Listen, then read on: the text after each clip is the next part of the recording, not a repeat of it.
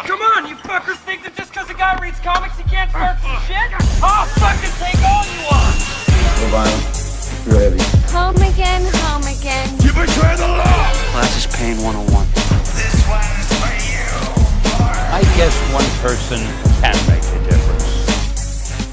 Yeah! I'm starting it out Dick style this week. Welcome, everybody, to the panel cast. We are back after a long hiatus. There was no panel cast last week. Everyone was fucking furious at me. I got all your tweets, all one of them, from all my fan. He was so angry with me that there wasn't a panel cast last week. You know, it was such a busy week. I had to finish my big election video, and then I was busy with other stuff. You know, I was busy being a well-laid Lothario, traveling the country on my love quest. But I'm back, and you know, the election week is finally over. The election's over, people, and I really think that America needs this. You need the panel cast right now. This country needs to be united in the panel cast more than ever. You all need to come with me on the SS panel cast, my pirate ship, and sail through the cosmos into my dimension of comic book panels and become wireframe res people with me. And I'm back. Oh my god, the election's finally over. I think it's the election that won't die is what it is. It's still going on. It's still all over. It should be over by now. But these fucking people, I'm gonna say it, these goddamned millennials who won't shut the fuck up. It's over. Stop fucking whining. You fucking brainwashed, idiotic. All these cowardly females who are so convinced that Donald Trump, that now that he's president, that they're gonna walk outside, the whole world's gonna be on fire, and there's gonna be like rape drones swooping down from the sky to grab everyone's pussy. I know I already said this stuff. I know I have.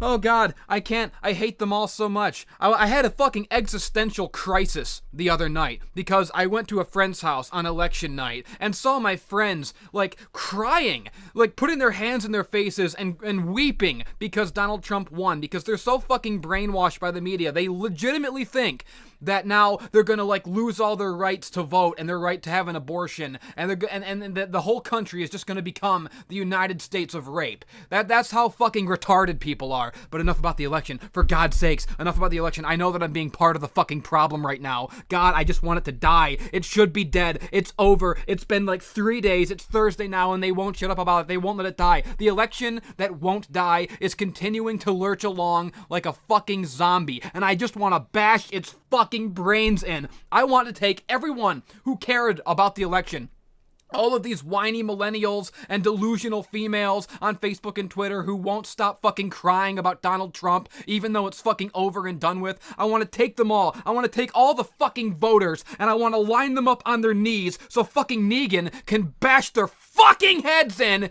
and I want them all. I want all voters to die. I want to run someday on the presidential platform of kill all voters, and I'll be the last president that this country ever fucking has, because once I'm elected, you're all fucking dead. Everyone who voted for me is dead. Everyone who voted for the other guy is dead. I'm just gonna become God Emperor forever, outlaw democracy, and just give everyone free comics. That'll be my tax plan. Instead of paying taxes, you all get comics every year. Holy shit. I'm so mad. Anyways, welcome to the panel cast, everybody. We're gonna talk about some fucking comics this week, and I have a special guest this week. This is a two-person panel cast. I have with me, I forgot to give her a name. I like to give my friends names. I like to protect people's identities. That's why secretary is secretary. I didn't give you it. This is the amazing Alice, everybody. Hi. That was a marvel just now, witnessing all that. Oh yeah, she was she had to sit next to that. I hope they can hear you. I hope this microphone can pick up both of us. Oh yeah, no. You're kind of sitting in like a lawn chair, and you're sinking into the floor, so you're not totally close to the microphone. It's my fault. No, it seems fine. But anyways, this is my loyal scribe. She's been staying with me for the week, recording all the funny things I say and posting them on Twitter for me. And she's a comic book girl. You tell them what you do. Oh, I help run a comic book shop company. That's about the gist of it.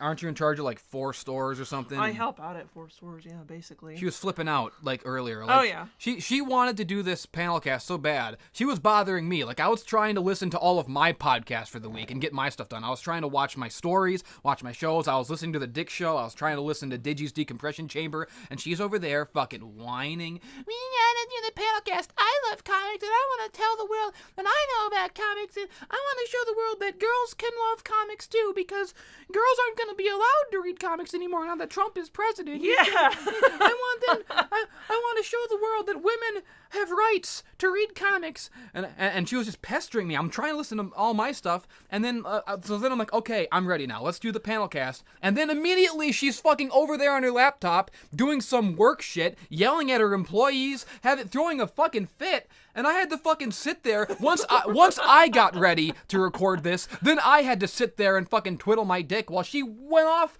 and yelled at her boss on the phone for like an hour. And then she comes back all huffing and steaming, like, oh, God. And I'm just like, oh, okay. And so that was another hour. What do you have to say for yourself? I'm a nuisance. That's about the gist of it. She is a nuisance, like all women. You know, thank God that Trump's president. He's going to bring back the ancient technique of putting 5 across the face on a hysterical woman to calm her down. That's the first order of business. That was trending, I think. Trump's first order, hashtag Trump's first order. That's what I think it's going to be. Trump's first order is to bring back slapping hysterical women to make them act right. You know, I had a dream like that once about rape drones. It was a good dream. I liked it. Were they just like helicoptering on with little dildos hanging off the bottom of them? Beware the ghost of Boo Radley. He's a rapist, possibly. Vanguard 1 is not. Vanguard 1 is a noble, a feminist, a male feminist, but a good kind, not like a beta male. Boo Radley, though, is his evil alter ego. Jesus Christ, what am I talking about? Anyways, so much fucking to talk about on the panel cast this week because I missed a week. You know, I should explain why there was no panel cast last week, partly because I was busy making that big election video. But also, you know, I did start recording the panel cast. I recorded the intro for it. It was this big, like, 20-minute rant of an intro. It was really funny. I'll probably, you know, you'll probably hear it next week. I'll stick it on that one. But, you know, I recorded the intro for the panel cast. And then when I started to get into the meat of, like, talking about the comics, what happened was the comics last week were all so terrible that it broke me. And I couldn't even muster any words for them. I was so seething mad about these fucking comics that I read. Specifically one. You know, I'll just fucking say it. You know, there's this comic out right now called Champions. And I read the fucking, you know what I'm talking about? Oh, yeah. By Mark Waid, right? Maybe. The same guy who turned Daredevil into like a San Franciscan hipster fuck boy, sweet boy, mangina for like 10 years. This comic Champions, where do I even start with how much I fucking hated this? I have to say it. Even though it came out last week, I won't be able to function this week unless I get this off my chest. It first of all, it takes place after the Civil War II event, which is still fucking going on because Marvel can't fucking get their shit together and do anything right. So every comic that you read now, half the Marvel comics that you buy now are just going to spoil the story that's going on right now. Like, I know what happens at the end of Civil War II now without having it spoiled. They spoil their own shit because their stories are so bloated and they take so long to get them out that they have to release the stories after them before they're even done. They even extend them. They're like, Civil War. You guys wanted an extra issue of that, didn't you? Oh, God, it's terrible. Yeah, So this Champions book, it takes place after the Civil War II thing that's going on. So I guess, you know, the young heroes, the teeny bopper Avengers, they're all so angry at the adult Avengers for having the Civil War II, for having this big, boring comic book event, that they're like, fuck you, we're gonna go be actual superheroes. I feel like I've seen this plot in comics over and over my whole life. A team of heroes that says, the heroes aren't doing it right, so we're going to get back to basics. And it's always a lie. It's always an unfulfilled promise. The offshoot team of heroes who wants to do it right and not get wrapped up in events, they do anyways. I mean, the prophecy repeats itself. Yeah. Always. Yeah, it's a self-fulfilling. It's like an Ouroboros of shitty comics that's perpetually eating its own tail. Yep. But, so the teeny bopper Avengers, they try to start their own little Avengers team. And first of all, this lineup of these teeny bopper Avengers, half of them are characters that I fucking hate and loathe and despise. And I'll get to it. And half of them I hate, and the other half I like, but were ruined in this comic. Because I read the first 2 issues. It's 2 issues so far. Yep. But, I mean, I'll just go through the lineup. First of all, Nova. Who the fuck is Nova? I don't know and I don't care. Don't even explain it to me, because I don't even want to know who he is. I hate him. He's just some little sweet boy in a helmet who fucking flies around with a rocket ass. You can tell me who he is. Well, I mean, they're bringing back old Nova, so it won't matter anyway. Well, yeah, of course, because every superhero has to be 5 superheroes now. There's got to be 10 Captain Americas. We have to have a Captain America to represent every minority and sexual orientation on the planet. Yep. Like you said, Marvel is Tumblr. Marvel is Tumblr incarnate. They are not 2 separate companies. They are one entity. Oh, I hate them. Don't worry about Nova. He doesn't matter. Yeah, Go Nova, on. that's what I assume. Nova doesn't matter. What has Nova ever done? What even is this character? Why does he even exist? He's got a special helmet that lets him do special things. Moving on. Wow, well, that's like a Disney Channel original movie. That's not a superhero origin. That's like, I found a magic pair of sneakers and now I can jump high. Wow. What a bitch. I hate him. And so much of the cosmic Marvel stuff I hate anyways. I can't get into it. It's so weird. But, enough about that. So there's Nova. He's fucking nobody. I don't care about him. He's not interesting at all. He has no, every good superhero, a great superhero, Spider-Man, Batman, the Hulk, there's always something at the core of the character that everyone in the world can relate to. Some struggle that defines the character. And I hate these, second-string characters that just don't have that. They're just, one-dimensional, or not even one-dimensional. They're multi-dimensional because they serve the purposes of whatever story they're in, because they don't have a personality or a backstory that anyone cares about. And I think Nova's a great example of that. Fuck them. And if you're a big fan of Nova, you're not. Yeah, I don't even know what to say to that. No one's a big fan of Nova. So there's that guy that I hate. Next up is Amadeus Cho, the genius intellect teenage fucking bro Hulk, the teenage Asian bro Hulk, who spends this entire comic macking on all the honeys because I guess the Hulk should be cool now. That's I can't imagine they do this all the time. Marvel has done this periodically every 5 years since the dawn of Marvel. They go, hey, what if the Hulk wasn't angry? Well, then he's not the fucking Hulk.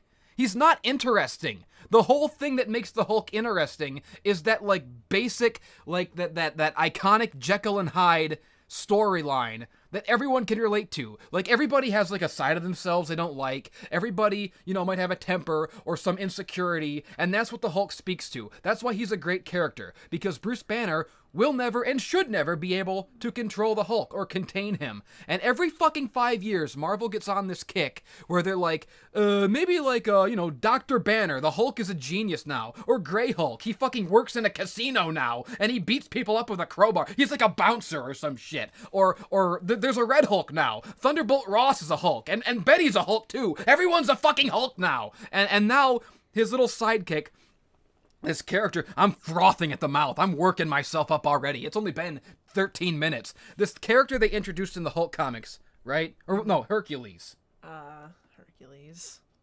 Why are we talking about Hercules? Oh, I'm just trying to remember where Amadeus Cho was introduced. God, it was a little while back. I don't even remember. I just remember the comic releasing, and I was just like, oh, what is this called? The Totally Awesome New Hulk? And I actually read the comic begrudgingly because I immediately saw that title and I hated it. Yeah. I was like, this is a stupid title. Well, I mean, this is arrogant, this is stupid, and I don't want to read this. But making the Hulk cool, it's just not what makes the character interesting. The Hulk is interesting because he's the Hulk. I mean, if you just have a big strong guy who's also smart, that's that's just the thing. The thing already exists. There's already a big strong guy who can talk good. I mean, as well as the thing can talk. Yeah. Well, but I mean, he is kind of a Brooklyn trash. yes. Grumble, grumble, clobber in time. Yancey Street. My mother. Poker. Yankees. Well, I'm not gonna lie. When I did read the Totally Awesome Hulk the first time, the first issue, I sat there at the end of the issue just holding it in my hands going, I can't believe I liked this. Ugh. I know. And he's just Amadeus Cho as Hulk. He's just another one of these characters where they don't want to make new superheroes. They just want to make new versions of the guys who already exist. They want to sap away everything that's special about the characters we love and try to like put the costume on some other character as though it automatically infuses them with a younger character, no less. Yeah, a younger character, a blacker character, a hetero fucking non-gender queer binary. Well, they have to get ready Down for the syndrome. movies. Like young Stephen Hawking in like a little motorized cart. They're gonna put a Thor helmet on some like sentient tumor that's like growing off of some other guys. That's the new. You gotta be as inclusive as possible. You gotta represent the sentient tumor. Total Recall. I mean, technically, the helmet is market. already on a cancer patient, so. Yeah, fuck. Well, there you go. But it's just because they're getting ready for the movies. Like they're pushing these films so hard, and it's like they're like, our actors are getting old. They're going to be obsolete soon. We have to create new characters. I never thought of that. Do you think that's why? Because the actors will get old, and they want to be able to in the movies keep them going. Oh, that is fucking insidious. That's nefarious. Yeah. No, that's what I think. Oh, that's why we're seeing. You're probably right. That's horrifying. That oh my God, you thought that the vision of Trump's America, you thought that future was bad. Imagine the future 10 years from now when Robert Downey is too old to play Iron Man and they get some little black girl to beat Iron Man in the movies because they're already doing it in the comics. Yep. Iron Man's a black girl now. Thor is a cancer woman now. Fucking Captain America's a black guy. Miss Marvel's a little girl. Not that I care about the old Miss Marvel anyways, but well, Doom is also an Iron Man, so. Oh, that's right. Dr. Doom is Iron Man now. I forgot about that because he's got a good face, and that made him a good person. Yep. So 2 Iron Men, 2 Captain Americas. We have 1 Captain Marvel, 1 Miss Marvel. There's fucking 5 Spider-Mans. There's gonna be 2 Novas. There's so many goddamn Spider-Mans. There's so many. Oh. There's Peter. There's Miles. There's Silk. There's Kane. There's fucking Spider-Gwen. Kane is the best. Go on. Well, Kane. Yeah, I like him. He's back. I'll talk about him. And then renew your vows. That's a thing now. Yep. Mary Jane is a Spider-Man. Their daughter is a Spider-Man. Well, it seems like every couple of years, Mary Jane becomes a superhero for like 1 issue, and then they forget about it. She was already in Invincible Iron Man. Oh my God, Mary Jane as Tony Stark's secretary. I'm getting ahead of myself, but I'm just so angry about everything having to do with Spider-Man for the last 10 fucking years!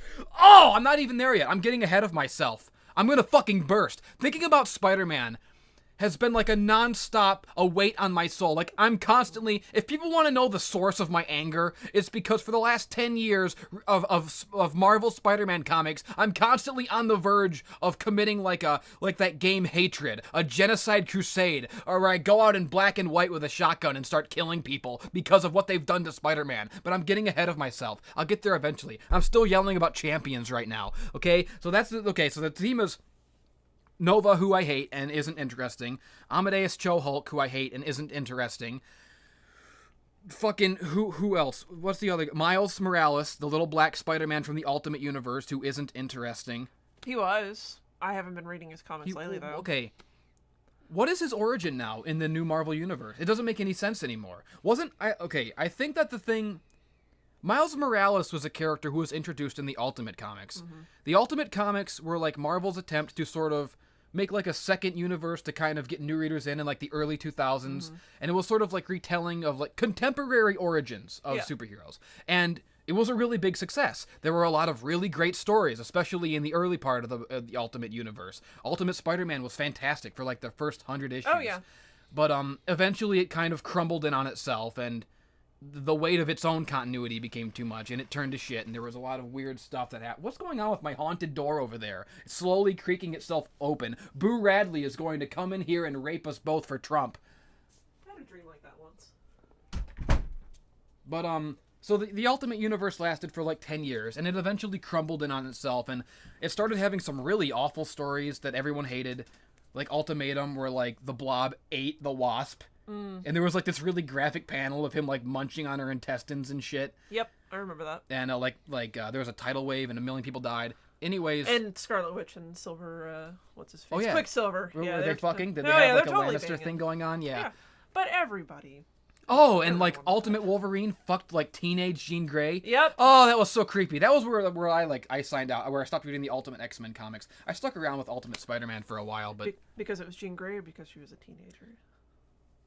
not because she's a teenager. I'm 100% for having sex with teenagers. I think that'll make America great again. Is if we lower the age of consent to like 12 and a half, I think that would make this country great again.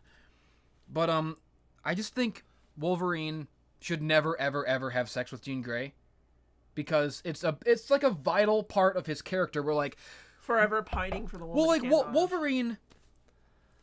We're going off in so many different directions right now, but I mean, like Wolverine, you know, in the old Claremont X-Men stories, he was introduced as like, you know, the rebel of the team, the guy who's always a loner and he's always grumpy, he doesn't get along with anyone, but like he falls in love with Jean Grey.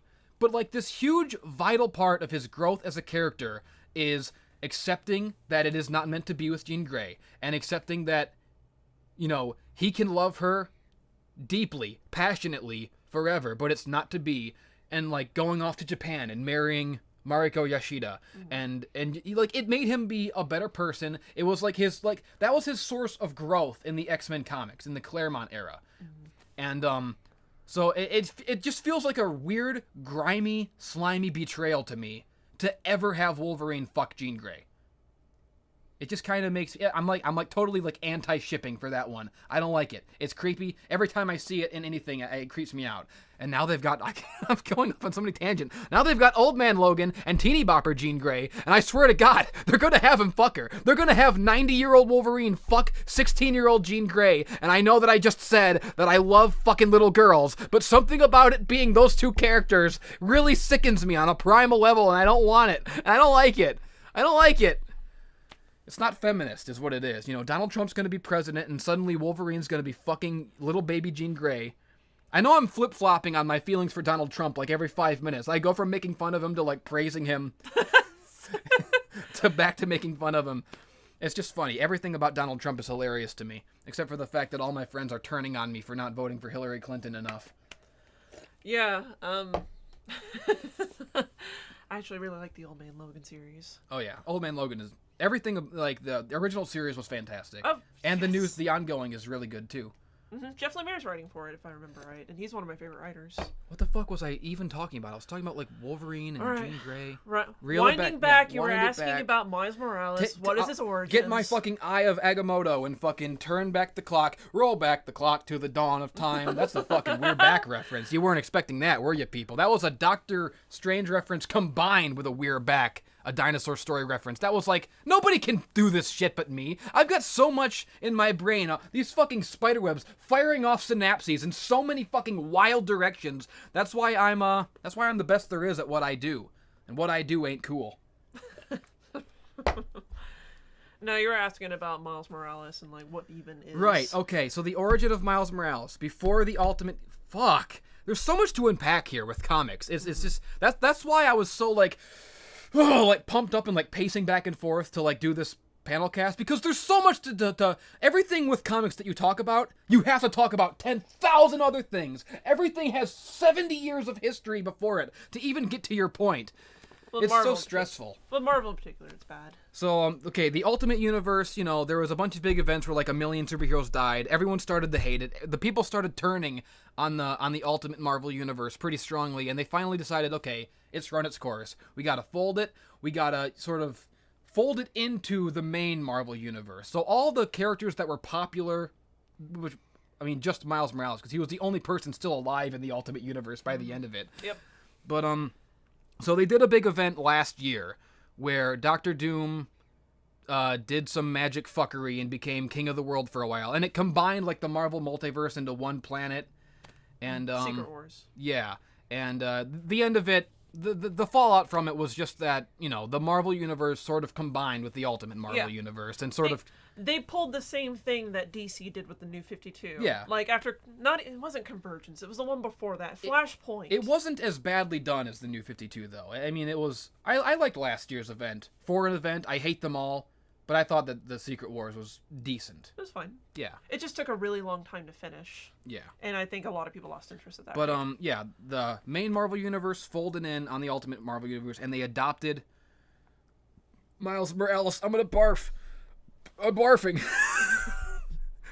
All this over the Champions? Yeah. The Champions... It's not even finished. It's only up to issue 2. God. And already you want to barf? Okay, Miles Morales was a character invented in the Ultimate Marvel Universe by Bendis. Michael Bendis. So he was the little black Spider-Man. He was a guy, I don't know, I might be wrong. Correct me if I get anything. She was fucking giving me so much grief earlier. You go in that panel cast, and everything you fucking say is incorrect. You get so much stuff wrong. What? You fucking... Why am I always made out to be the bad guy?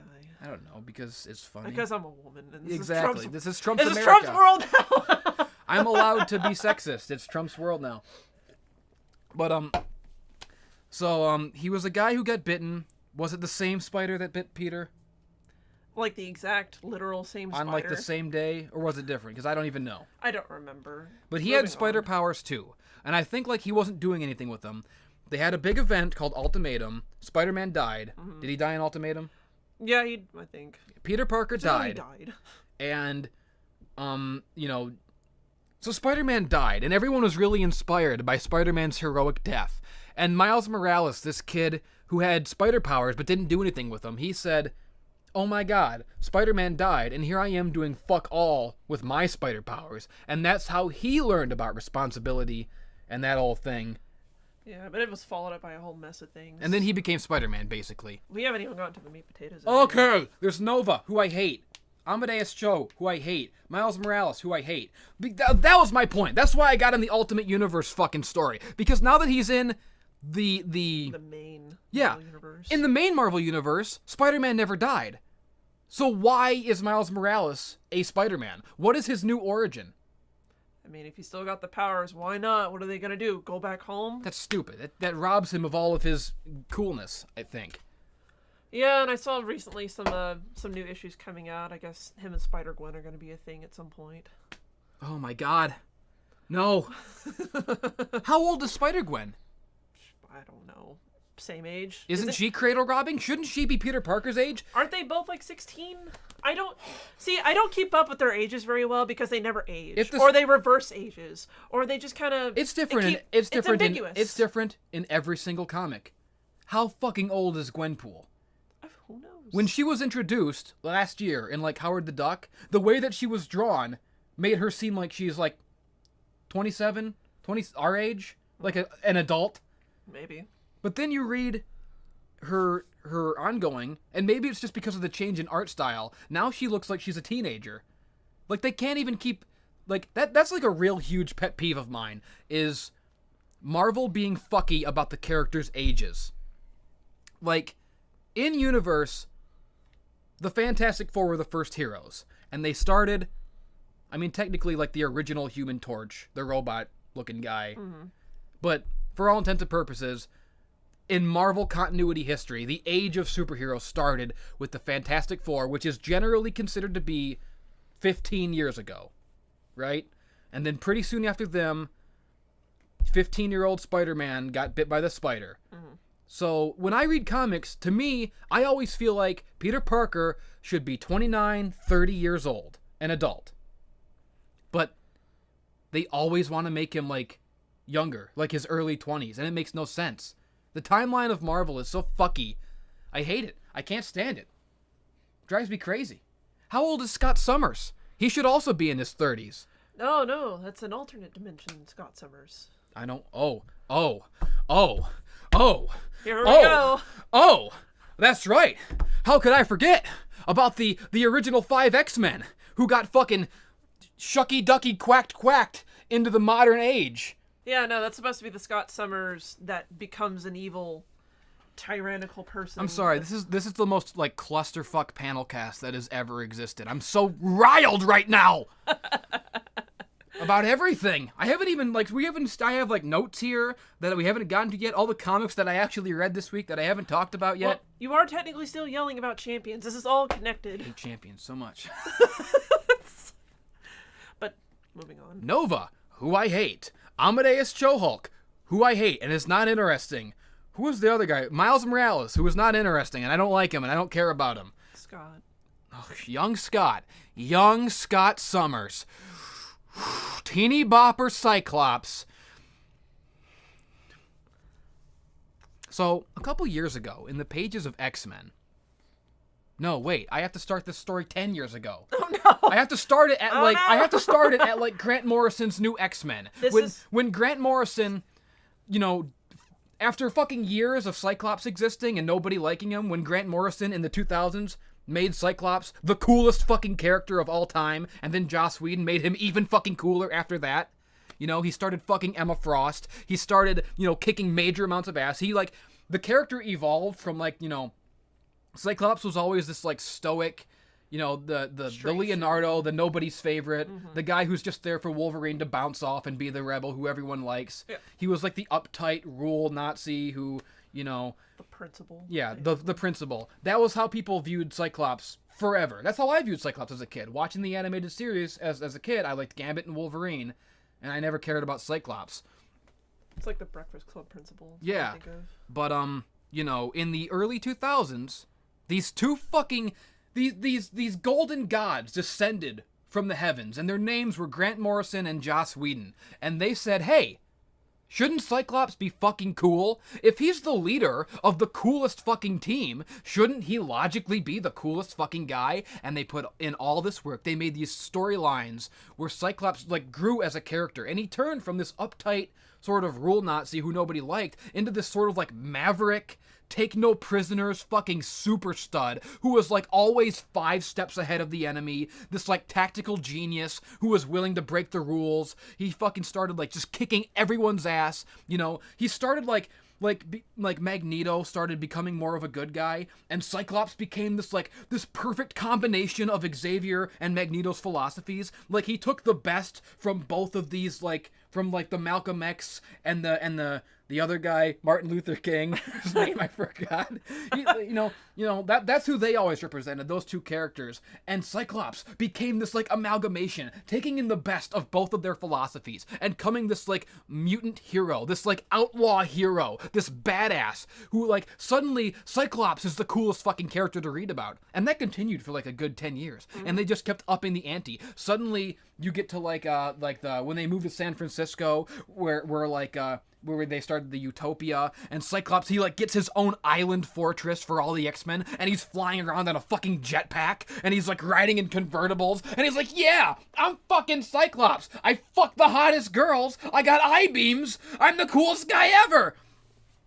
He is the best character ever. I fucking love Cyclops. He's awesome. And he became they slowly had him becoming really good friends with Wolverine, and they had this buddy cop thing going on for a while where they had grown to respect each other over all this. And that's what I fucking love. I love when the continuity from all these years of stories manifests as characters, their relationships changing and growing together, because Wolverine and Cyclops, who butted heads for 40 years, suddenly Cyclops has become this badass, and Wolverine has grown into this mature, hero, and they've become really good friends. And instead of fighting over Jean, now she's dead, and they're kind of bonded over their love for Jean, and they're best buddies, and it was great. And it's this beautiful era of X-Men comics where I'm all's right with the world, and then stuff started getting fucky.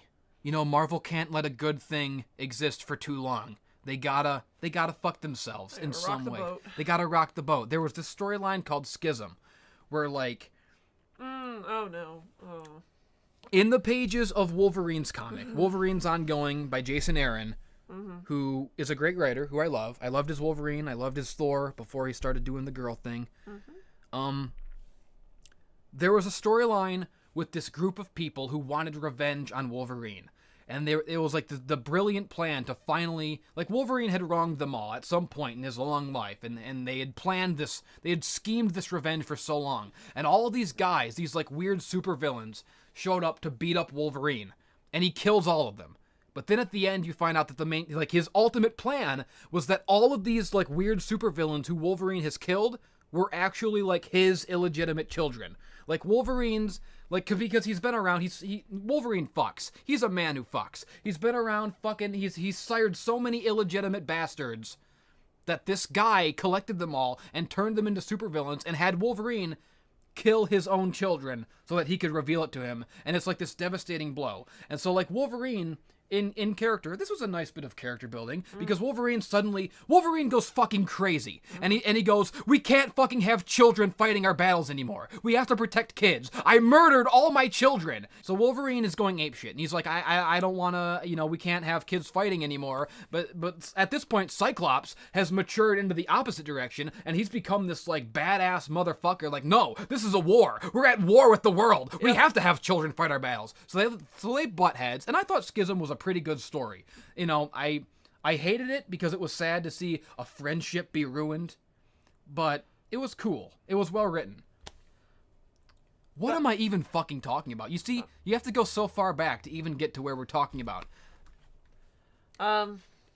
We were talking about Champions. And how much you hated Scott. This is going to be a 5-hour podcast. It's just going to be Champions.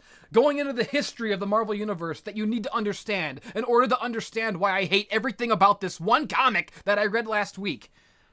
So, we went down the list of people you hate. Oh, no. I'm not even done. I'm not done. I'm not done talking about Teeny Bopper Scott. I haven't even gotten to him yet. That's what started this. No. Okay, so we're at this point. I have to take my sweater off. I got the hot sweats! Ah! Comics!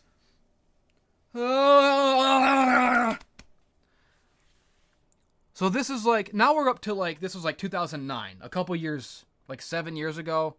Schism, I think, happened 6 years ago. Fuck! So now we're at this point where there's two teams of X-Men. Wolverine has taken a bunch of the children, he's gone back to New York, and started a new Xavier Institute. He calls it the Jean Grey Institute. So Wolverine is now dedicated to, I guess, protecting the kids, and like, Wolverine has become dedicated to Xavier's dream. Mm-hmm. He's started a new school for gifted youngsters. He's wearing a suit and tie. He's trying to be like a changed man, a principal. Meanwhile, Cyclops is over here in like the San Francisco area in Utopia, and he's become like a they've switched. Cyclops has become the rebel, and Wolverine has become the uptight, sort of rules Nazi. And it gets worse with like AVX. Oh yeah, I'm getting to that, baby. Oh, I'm getting to it. So that's how the characters had matured, and that's good maturation. That's good character growth. Mm-hmm. It's interesting to read about. But oh yeah. Throughout all of this, Beast has become the worst person who ever existed. Should I get to Beast yet? I'm not even at Beast yet. Oh no, he's not even a part of the Champions.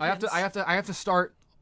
Well, it's his fault that Teeny Bopper Cyclops exists. Oh, no. So I have to talk about Beast, and that's going to be another hour because they ruined Beast 2 in a way that's so insidious. I'll get to it. But I have to talk about, okay, so there's fucking Wolverine has a school, Cyclops has an island, and they don't like each other anymore. And now there's this event called Avengers vs. X-Men, and it's the worst thing that ever happened. To that point. Worse things happened after it. Mm-hmm. But, basically, the Phoenix Force, it's coming back to Earth.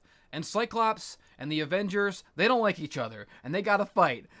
I'm getting, you're gonna have to explain this one, because I need a break.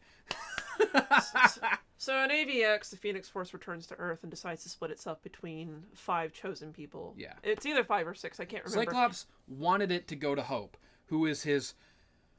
his child from a different dimension. Whatever. She was the first new mutant born... She was the first new mutant born after House of M, where mutants stopped being born. Mm-hmm. And she was the most powerful mutant that anyone had ever seen. She had the potential to reignite the mutant race. Mm-hmm. And she was raised by Cable in the future. Cable is Cyclops' son from an alternate future. And he comes back sometimes, and he's a time travel guy with a big gun, and he's really cool, and everybody likes him. He has a lot of pouches and a big shoulder pad. Cable is a good man. He raises the girl. Her name is Hope Summers now. She's like Scott's adopted granddaughter, I guess. And she looks just like Jean, because everyone who is important in X-Men comics is a redhead who looks like Jean. I don't know why. Nobody knows why. The Phoenix Force, Cyclops wants it to go to her because it's going to come to Earth no matter what. And it might destroy everyone unless it is harnessed by the right person. So Cyclops, in his infinite wisdom, because Cyclops is the only smart person in the Marvel Universe, he's the only superhero who's still a superhero, the only guy I trust anymore. Cyclops says, okay, look, it's coming here. It's going to destroy everyone unless we train Hope to harness the fucking Phoenix Force. I know how to do this. We're the X-Men. We've been handling the Phoenix for fucking 50 years. Just let me handle it. I know what I'm doing. But the Avengers, they just shit all over him. They're like, no. Because fuck you? Because in order for these event comics to work, in order for these superhero battles to work, there has to be conflict. One side always has to be made up of idiots. Yeah. One side is always out of character, always retarded. So the Avengers, Captain America becomes this like weird, like brain dead fascist asshole who's like, fuck you, we have to kill the 15-year-old girl, we have to murder her because I'm a fearful hate-mongering idiot. You know, I enjoyed AVX to an extent. So they fight, basically. Yeah. They do fight, and it was stupid because they separated all the fights into like its own thing. Yeah, and that's right. The fights were always stupid. It's like, well, clearly, who would win in a fight with the Thing versus Namor deep at the bottom of the ocean? Yeah. Well, I guess clearly the Thing does. Yeah. Who wins in a fight between Iron Man and Magneto? Apparently Iron Man somehow. Even though he's made of the stuff that Magneto's one power. Magneto has one power, killing Iron Man. That was one of my favorite bits in the entire AVX dialogue. It's just Iron Man's like, you can't do nothing to me, Magneto. This suit isn't something that you can manipulate. Magneto's like, oh no, whatever shall I do? As he drops the Golden Gate Bridge on Iron Man. Like, are you kidding me? And Daredevil versus Psylocke. I wonder who would win. Nobody, I guess. They can just do it on the rooftop or something. So anyways, the fallout of AVX. Ugh. So because Captain America, stuck his dick in the punch bowl and basically fucked with the X-Men and made this problem 10,000 times worse than it needed to be, what happened was the Phoenix Force ended up getting split. And it went into 5 people. It went into Cyclops, Emma Frost, Colossus, Magic, Namor. Namor. And so they became the Phoenix Five, and they took over the fucking world. But they fixed the world. Yeah, it wasn't even forceful per se. Yeah, it was just we want to help the Earth. They didn't become tyrants or despots. They didn't become corrupted by it. They literally fixed the world. They ended all crime. The Marvel Universe was at peace for a brief span, and Captain America fucking hated it. That really burned his bacon. That another superhero saved the world forever, and not him. The Avengers wanted to be the glory hogs, basically. How dare you create world peace forever, and end hunger, and end suffering throughout the entire planet? How dare you actually be superheroes with this power that I don't approve of? So they kept pestering them. They kept fucking poking the bear. And kicking the hornet's nest. Captain America and the Avengers became like this weird mosquito, constantly pestering Cyclops, who was fucking busy fixing the world. And eventually they pushed him so far that they caused the Phoenix to briefly go corrupted. They caused Cyclops to lose control, and the fallout was that in a moment of rage, he killed Charles Xavier. Mm-hmm. And everyone hated him for it forever. Even though no one in the Marvel Universe has ever respected the X-Men, even though nobody has ever respected Charles Xavier, suddenly, because they have a hate boner for Scott, Scott's the worst person who ever lived. Scott is now mutant Hitler. He's worse than Magneto ever was in the Avengers' eyes. I want a shirt that says Magneto is right. I do want that shirt. It's a good shirt. I want a shirt that says Cyclops was right. That's another good one. And that became a meme for many years, still to this day. On 4chan and Co and stuff, that the Cyclops was right meme. Because Cyclops was right. They tried to portray it.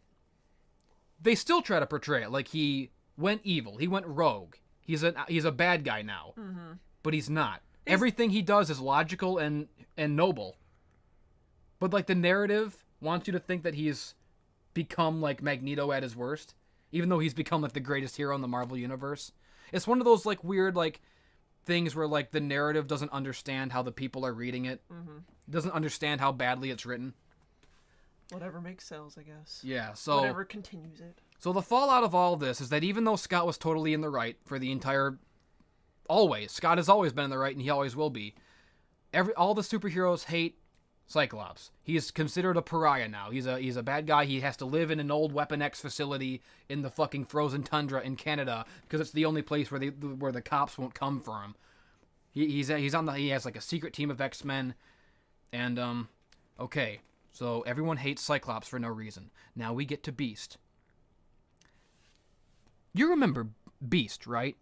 Henry McCoy on the X-Men, the animated series. He's this, he's an archetype. He's a character that everyone understands. He looks like a monster. He looks like a beast, but he has the mind of a genius. He's a brave, noble, compassionate soul dwelling in the body of this abomination. That's what makes the character interesting. The fact that he looks like a big scary gorilla man, but he's a great person. Marvel didn't like that, I guess. At some point, slowly, this happened insidiously over the last decade or so, they slowly turned the Beast that everyone knows and loves into the worst person who ever lived. Like, the Beast has become the supervillain that Marvel thinks Cyclops has become. I read X-Men comics and I want to barf. Like, I don't know, he gets... So the Beast does all these horrible things for a decade and, like, is never called out on it in the narrative, except for one time, in one glorious comic where the Watcher showed up in Beast's room. Do you know what I'm talking about? Yeah. There was one comic where the Watcher is like the narrator of the entire Marvel universe. Well, was. But, his job is to watch. He's the audience surrogate for the Marvel Universe. He's a cosmic guy who watches everything that happens. The Marvel voyeur. Yeah. And there was this one comic, I forget which one it was, but where, like, the Watcher just comes into Hank's room at night, and he wakes him up, and he goes, "I am the Watcher. I have seen all that was and all that will be. Hank McCoy, you are the worst person I've ever met." And I'm like, I really feel like that page was written by, like, some disgruntled guy at Marvel who saw what was happening and wanted to have his say before they fired him. I wish I knew who wrote it. But, so they had, like, 10 years of, like, everyone vilifying Scott while the Beast was quietly turning into, like, the worst person who ever lived. And it culminated in this really awful storyline. This awful, bloated, like, 3-year storyline by Brian Michael Bendis, where, like, the Beast, in order to teach Cyclops a lesson, to show him how far Cyclops had fallen, he invented a time machine, and he brought the original 5 X-Men from, like, the 60s as teenagers back into the present. I guess to traumatize them and show them how horrible the Marvel Universe is. I guess his plan that, like, his genius plan that was that Cyclops would see his younger self and go, "Oh, I guess I've become Hitler. I guess you were right all along, Beast. Whoops." But instead what happened is he brought the original 5 X-Men here, these teenagers from the past, Cyclops, Jean Grey, Iceman, younger Beast, and Angel. Mm-hmm. And, he couldn't get them back. The time machine only worked one way. He built a one-way time machine. That's how fucking retarded he is. So they're stuck there to this day, but... There's so much wrong with that. Yeah. Go on. So, he's created all kinds of horrible paradox that really, like, that break the entire Marvel Universe if you think about them too hard. So, instead of his plan working, instead of showing present Scott how far he had fallen in Beast's size, it just made Scott, like, more angry at Beast and more righteous. And it made everyone angry at Beast, and they kicked him out of the X-Men, and he joined the Inhumans. The Inhumans are like the bag cereal X-Men. I don't have the energy to talk about how much I hate the Inhumans, but I will next week, maybe.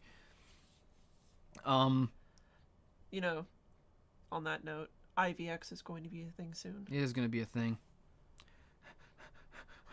But after Death Effects, we gotta wait for that. Fucking, the Beast was a bad guy. So basically, he invented a one-way time machine like a fucking dummy, and he brought these teenage X-Men to the present, and they're still there. This was like 3 or 4 years ago this happened. They're not even teenagers anymore. They haven't been sent back. They're still there, just fucking around the Marvel Universe, ruining continuity with their very presence, ruining everything, making everything dumb, making the whole universe dumber. And fuck, getting sweats. I'm pouring right now. So anyways, and they just want to kill off Cyclops. That's like the crux of why I hate it so much. Well, they did. Yeah, they did. He's dead. But now he's back again. Younger. Not evil yet. Yeah, they want Cyclops to be killed off so that they can have a younger version of Cyclops and reset the character arc and get rid of all the character development. They just want to replace him. Replace this character that has grown for 70 years. All this character development, they want to throw it in a fucking garbage can so they can replace this character literally with his younger self. Literally with a less developed version of him so that they can have a new, like, weird status quo thing. I hate it. So that's 4 people on the Champions team. Now you have to get to the girls. You got Miss Marvel. So yeah, those are the 4 people that I hate. Are we still talking about Champions? It's been an hour. Yeah, we're back to Champions. I'm sorry. I apologize to America. We had to talk about why bringing in young Scott was terrible, and all the things that were connected to it. Now we are back to Champions, and on to whether or not you hate Miss Marvel and all right, Vision's so daughter. yeah, so that's those guys. Miles Morales, who is not interesting, and I hate him. Nova, who is not interesting, and I hate him. Amadeus Cho, who is not interesting, and I hate them. Young Scott Summers, who is the worst thing ever created, and I hate him. And then there's Miss Marvel, who I talked about last week. Miss Marvel's an okay character. I have no problems with her. She's written poopily in this comic. And then she's kind of the killjoy. Yeah, she's being written as like the killjoy, and they even mom. They even address it. They have like this fourth wall breaking, like, you're not gonna treat me like the woman is always treated on these teams, like a buzzkill, as she's being a buzzkill. Yeah, literally as she's being a buzzkill. So like, Mark Waid, because everyone that works at Marvel is a huge SJW, he is aware of these storytelling tropes. He's aware of what he's doing, but he's too lazy to do something else. So he thinks that if he addresses these stereotypes, he can get away with doing them by addressing them and seeming like he's self-aware about it. Not that I have a problem with tropes. I love tropes. I have a problem with Marvel being cowardly about using tropes and trying to fucking like fourth wall their way around it and try to be meta about it.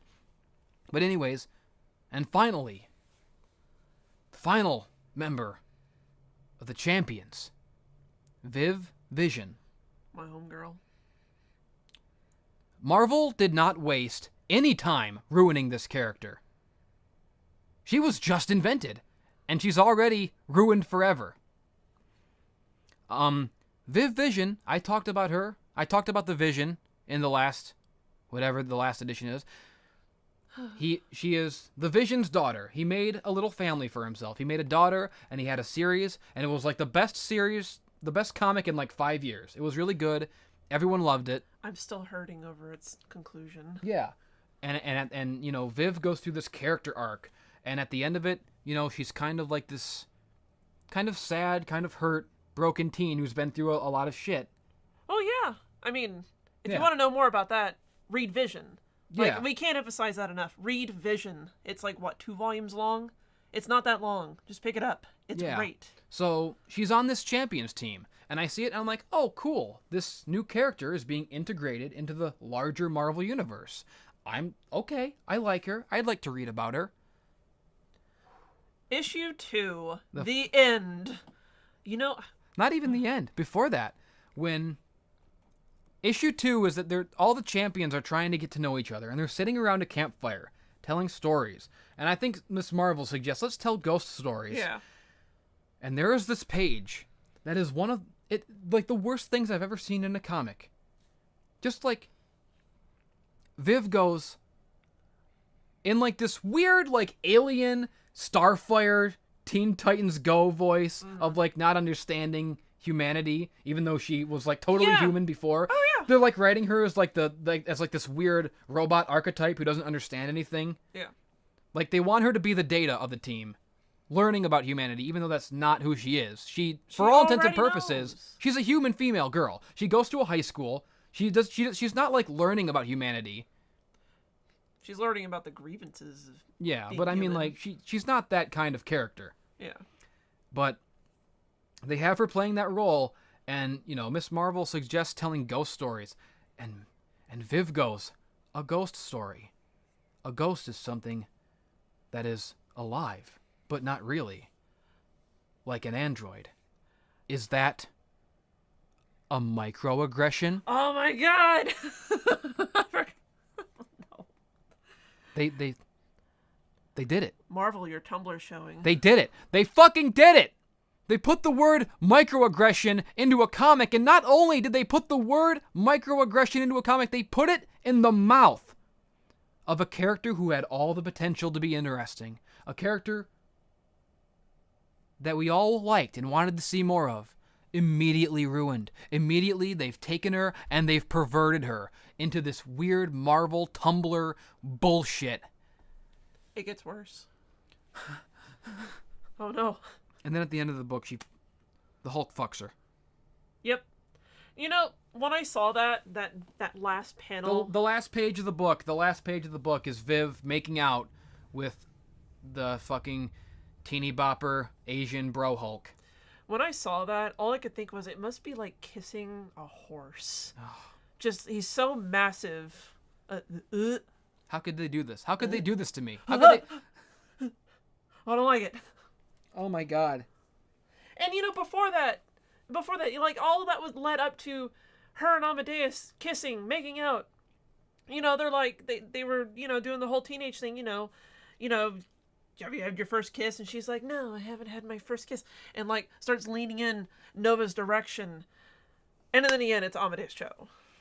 Like, just that fucking microaggression. Man. I want to. It makes my skin crawl. All of it does. It's all bad. It shows the lack of self-awareness on Marvel's behalf, that they think that a hyper-intelligent android who understands, who can have all information in the world in her brain at once, like a fucking genius, that she would have this personality of like, don't microaggression me, don't fucking white male privilege, you but they think that is like enlightenment. They truly do. They think that that's how like a hyper intelligent android would speak. Don't microaggression me. You know, Champions had the potential to be really good. The first issue was actually really good by itself for what it is. Like, compared to what we've been dealing with lately, it was sunny, it was upbeat, it was positive, and Marvel lately has not been any of those things. It's been devastating and sad. And inclusive. Don't forget inclusive. Oh, yeah. Devastating, sad, shitty, miserable, pathetic, poorly written, but inclusive. They've sacrificed it all for inclusivity. But there's, like, you're right. That second issue was really off-putting for a number of reasons. It was revolting. And, like I imagine that I am Tom King. That I have written this story that is being praised, critically acclaimed, as one of the best stories ever told in the comics medium. Some people are saying that. That it's up there with, you know, like Watchmen or fucking Swamp Thing or Animal Man or whatever. What is? The Vision. Oh, yeah. Right. You're right. Yeah. And I imagine that I've written this piece of literature that has touched people. That is like a diamond in the rough. And in this sea of shit that is like Marvel Comics, that I've written this amazing story. And I've created this character who has so much potential. And immediately they stick her in a book and have her complaining about microaggressions. If I was the guy who wrote The Vision, I would be at Marvel right now throwing Molotovs. I'd be losing my shit. Gotta develop Avalanche for Marvel. Oh, God. There was one thing I liked about Champions. I would be remiss if I didn't mention the one panel that gave me a chuckle, a sensible chuckle. It was when they were asking, when Viv mentions that she emits Wi-Fi so they can use their phones. And they say, cool, what's your Wi-Fi password? And her answer is, even an android can cry. Which is right up there in the upper right corner of the panel cast background. One of my favorite panels of all time. Even an android can cry. That was a nice, cute little nod. It gave me a sensible chuckle. I read that and I'm like, hey, this comic's not bad. The very next page, she's whining about microaggressions and making out with a weird Hulk guy who's not the Hulk. Sucking his big green dick. Filling her fuel canisters with cum. Hulk cum. I wonder if it's like bright green like the rest of them. Ugh. Anyways, that's Champions. It ruined my life, and now it's ruined this podcast. It's been 1 hour.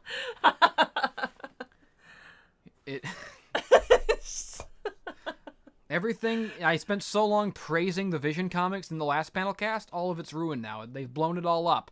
I'm like Charlton Heston. Those maniacs. Charlton Heston, and there's a giant, the Statue of Liberty is a giant broken Viv Vision on the beach. She's been mangled. Her head is ripped off, and her arm is sticking out of the water. And I'm just sitting there on the beach. You maniacs! You blew it all up! Damn you! Damn you all to hell! I didn't like it. I didn't care for Champions. That's fair. 8 out of 10.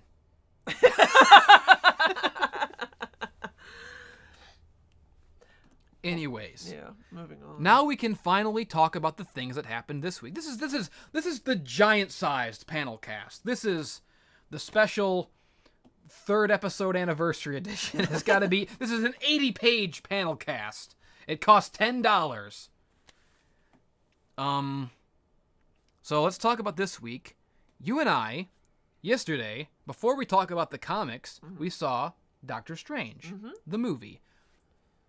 Because I've just been unleashing this torrent of sweat and rage for an hour, I'll let you talk first. What did you think of the Doctor Strange movie? Starring Benedict Cumberbunch, the Scrotum Supreme. That's his name. He's a great actor. It's not an insult. Yeah, That's what I call him. I just want to say firsthand that I don't find him attractive. But No. But I tell that to the world. He's a great actor. He was perfect for Great this role. casting choice. Yeah, no, he was perfect. Like, within 5 minutes of watching the movie, I didn't see Benedict Cumberbatch anymore. Nope. I just saw Stephen Strange. Yep. He totally... It was just like when Robert Downey stepped into that fucking... He embraces it. He owns it. He is Yes, Doctor it's Strange. the role he was born for. I loved it. Doctor Strange is definitely up there as far as my favorite Marvel movies go. I put it up there with Guardians of the Galaxy, honestly. Give me a top 5. Top 5. Not in any kind of particular order, but for sure Guardians, Doctor Strange. I did not care that much for Ant-Man. I guess I can skip that. I still had fun with the first Avengers movie. I thought that was really well done. Winter Soldier was good. Lower top 5, probably. What am I even missing? I'm gonna... Thor? Thor was fun. The first Thor was okay, The first Thor was fun. Does anybody even remember the second Thor? Honestly, honest to God. Does anybody remember Ragnarok? I don't. I watched it, and I don't remember Let me try to give my top 5 here. Yeah. Descending from 5. X-Men Days of Future Past was really good. Yeah. The ending alone was one of the best things ever in a movie that I've ever seen. How the ending just totally retconned the 3rd X-Men movie. That was such a fuck yeah moment. Yep. That was good. I'll remember that moment in the theater for the rest of my life.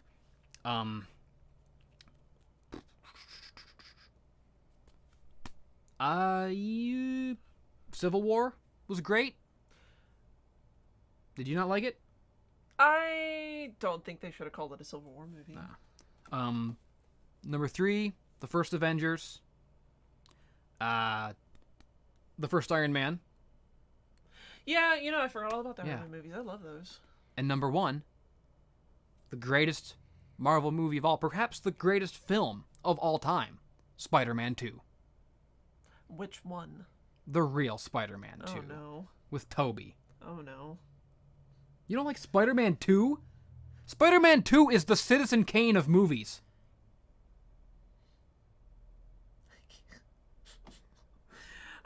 What are you doing to me right now? What is this? What is this hesitate? It's like you're about to tell me you cheated on me or something. That's the look on your face right now.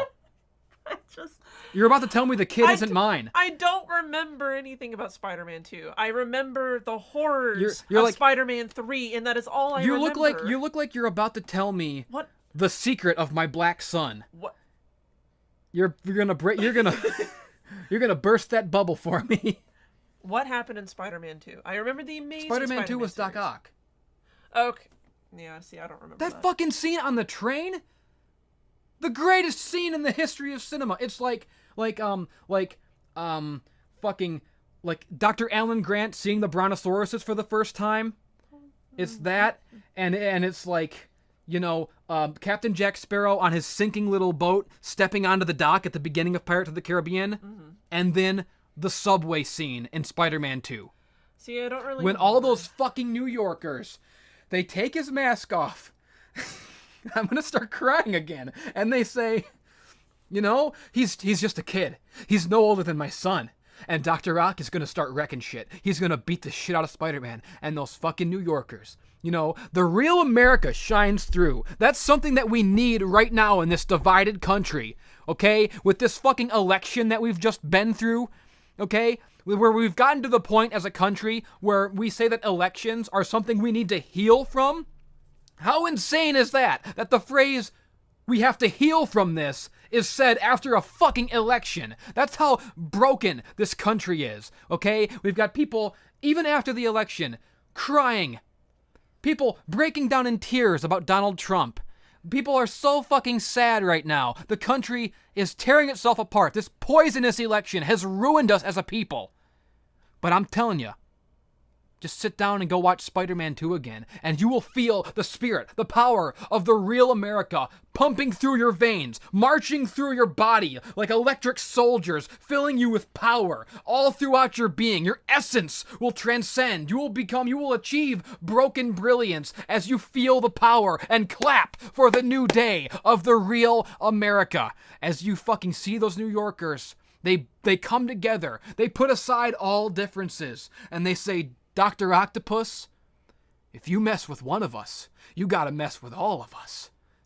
And then Spider-Man, he fucking gets up. He's not wearing his mask anymore. The secret identity is gone. Everybody has phones. Everybody has cameras. Nobody's even so much as taking a picture. These people will keep this secret to their grave because that's how much they care about Spider-Man. And he's fucking holding the train with his arms. Ah! Ah! Ah! It's the greatest film ever made. How dare you not sing the praises every day, every morning? You should wake up. The first thing you should do 5 times a day, you should get on your hands and knees and face towards Mecca and praise Spider-Man 2. I guess I'll rewatch it at some point. I don't really remember. What were we talking about? The Doctor Strange movie. Yeah, we were talking about how great Doctor Strange is. Oh, yeah. I was supposed to put Doctor Strange somewhere in that top 5. Somewhere. Okay, top 7, because, okay, Doctor Strange and Guardians, I'll also put them in the top 7 Marvel movies. There you go. There you go.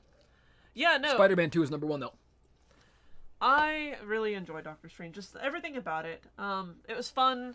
Like, he really owned the character, like we mentioned earlier. The effects, like the special effects alone, I don't know, everyone's like, oh, it's the Marvel's Inception, but I thought it was better. It really looked like those old comic book covers from, like, Jack Kirby, Yeah. where, like, you know, all the fucking colors and the weird shit in the dark dimension. Like, just the fucking old scene. foil covers. Oh, God, yes! Yes. It looked like a special edition, like, 90s, like, foil cover that, like, that glimmers in the light. That fucking scene where the Ancient One first throws him out of his body, and it's like this 10-minute scene of him just, like, having this total mental mindfuck and, like, seeing all the wonders and horrors of the infinite cosmos. And that was so cool. It was a good movie. It really was. I can't praise it enough. All the casting was great. The Ancient One was awesome. I think this might... People might have complained about her being a woman, but I think that was probably blown out of proportion. They actually complained specifically about her being a white That's woman. That's right. It wasn't that she was a woman. It was that she was white. Even though she's a great fucking actress. She was so good. Like, don't know. I believed it. I don't know if I would have wanted like a different kind of ancient one. Because how many times have we seen that archetype of an old ancient wise like Tibetan guru or like a Chinese guru with like with a fucking Pai Mei beard and a fucking, we've already seen that in every movie ever made. It was a brilliant casting choice to make the ancient one a woman and a cool woman, a hot babe. She was awesome. She was charismatic. She felt like she embodied that like that simultaneous ferocity and compassion. She was good. She was a nice thing. Mm-hmm. A lot of the supporting cast was really good. I feel like the antagonists were a little bit forgettable, but I like what they did with Baron Mordo because in the comics and also like I have an old like from like 2007 like this Marvel animated Doctor Strange movie that was really kind of boring and not very good, but I watched it like 10 times. That same basic plot. It's Doctor Strange. He learns his powers. He fights Dormammu or whatever. In the original Doctor Strange origin, Baron Mordo was like the Anakin. He was power hungry, and it corrupted him, and he like tried to kill the Ancient One, and that's why he became a villain. And this movie did something like a little bit more unique and a little bit more clever with it, where like instead of being like a power hungry bad influence, Baron Mordo was kind of like the moral rules Nazi a little bit, and he was upset with like the Ancient One breaking the rules, and it was his sort of devotion to the cause, and it was his strong moral sense that caused him to become a villain by the end. Yeah. Instead of like any kind of like typical overdone, greedy, I just want to be. That was like the Castilian role. Or like in Ant-Man. Yeah. Like with the Wasp. Oh, yeah. Ant-Man was a good one too. Top 8 Marvel movies. Ant-Man is on there.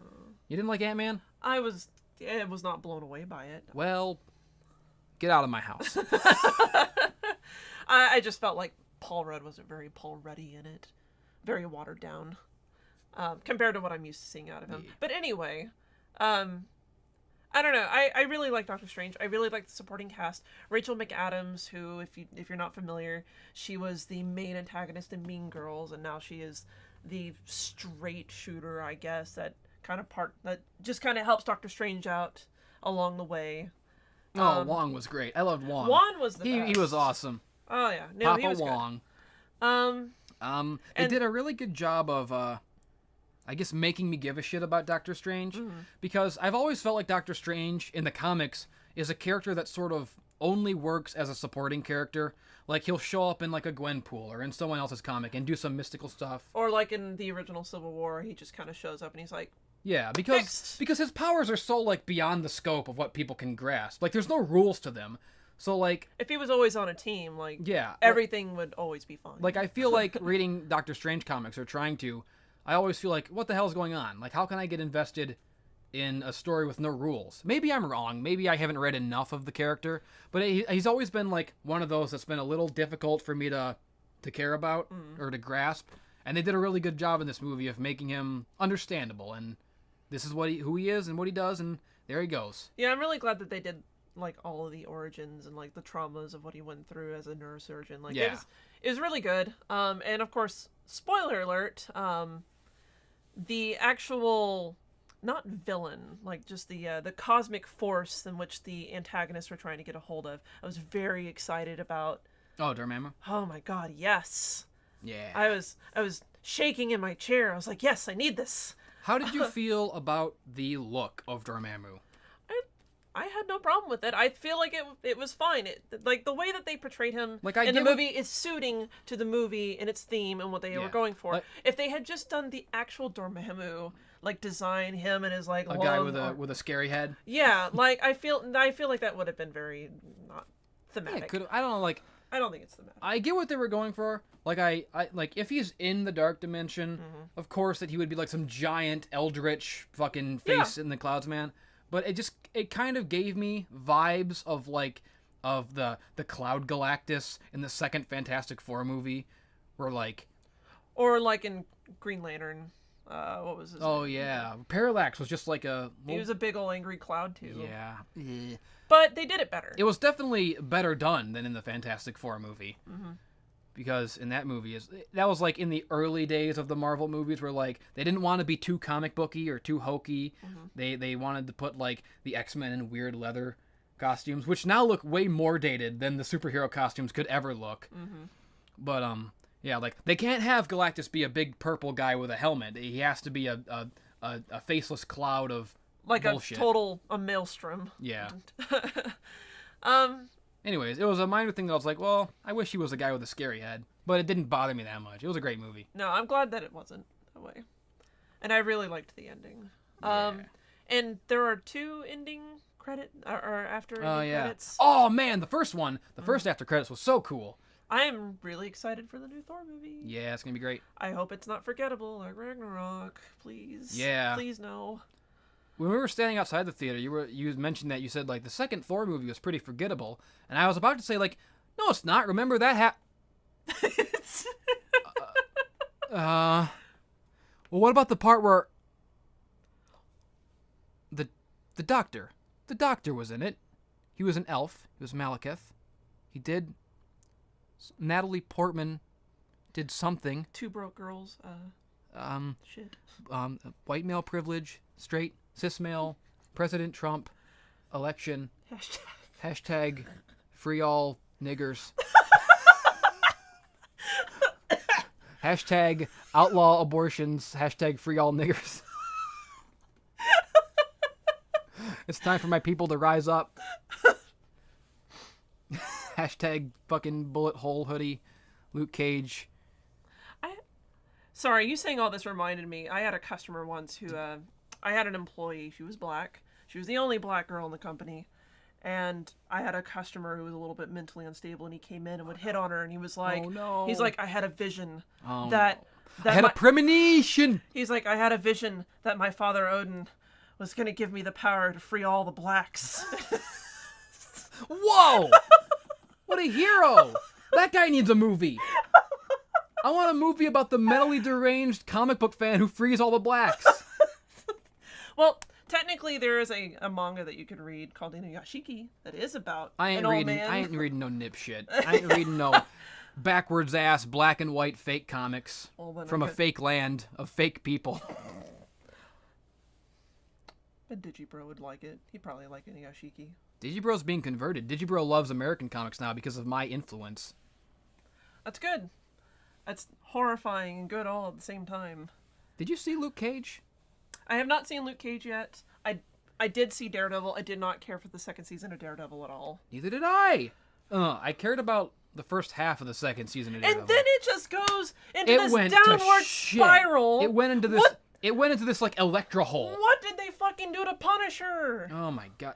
He didn't do anything in the last episode. No. The whole season is about like Daredevil versus Punisher. This amazing philosophical butting of heads between these two diametrically opposed, brilliant characters who have so much pathos and characterization to them. This whole season is about these two characters butting heads, and it's the greatest thing ever, and they jumped the gun with the hand shit. They introduced it too early, and the whole thing went down into this fucking ninja hole, and fucking, I didn't like the actress who played Elektra at all. I hate weird accents. I hate, Elektra has to have a dumb accent. Wonder Woman has a dumb accent. Why can't they just have them talk normal? Why do they cast these fucking charisma vacuum women as these fucking characters? They want everyone to care about these female superheroes. They want representation. They want little girls to love Wonder Woman and love Elektra. So why don't they cast people with charisma? Why do they cast these girls with these like weird accents that sound ridiculous? They don't know how to talk. They talk like that fucking anime snob. Fucking, I'm gonna see the Wonder Woman movie, and the whole movie is gonna be Wonder Woman sitting in a swivel chair going, Digibro is wrong about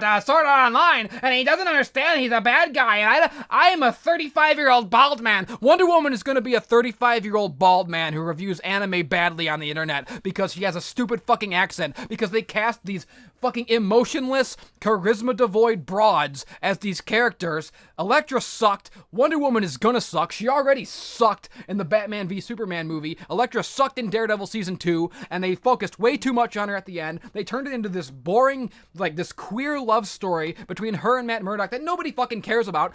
Elektra serves one purpose. The character of Elektra is only there to die. That she's not interesting. She's not cool. I hate her. She should just fucking die and come back evil and then die again and get it over with. I don't want to hear about her. I don't want to see her falling in love with Matt Murdock. I don't want to fucking... That weird scene in the last episode where there was like 100 hand ninjas just patiently waiting outside the door for Matt Murdock to finish his 20-minute fucking I'm in love with you monologue locked in this broom closet before they go out and fight. The ninjas were just waiting there. They were just fucking standing there. Are you done? Are you done falling in love yet? Are you done having your big emotional fucking The Notebook scene? Can we fight now, please? And then they have this fucking tepid fucking this soft fucking soft penis battle on the rooftop. The Punisher shows up and shoots like one bullet and then fucks off and does nothing. They fucking, what the, yeah, they goofy, like, yeah, that thumbs up.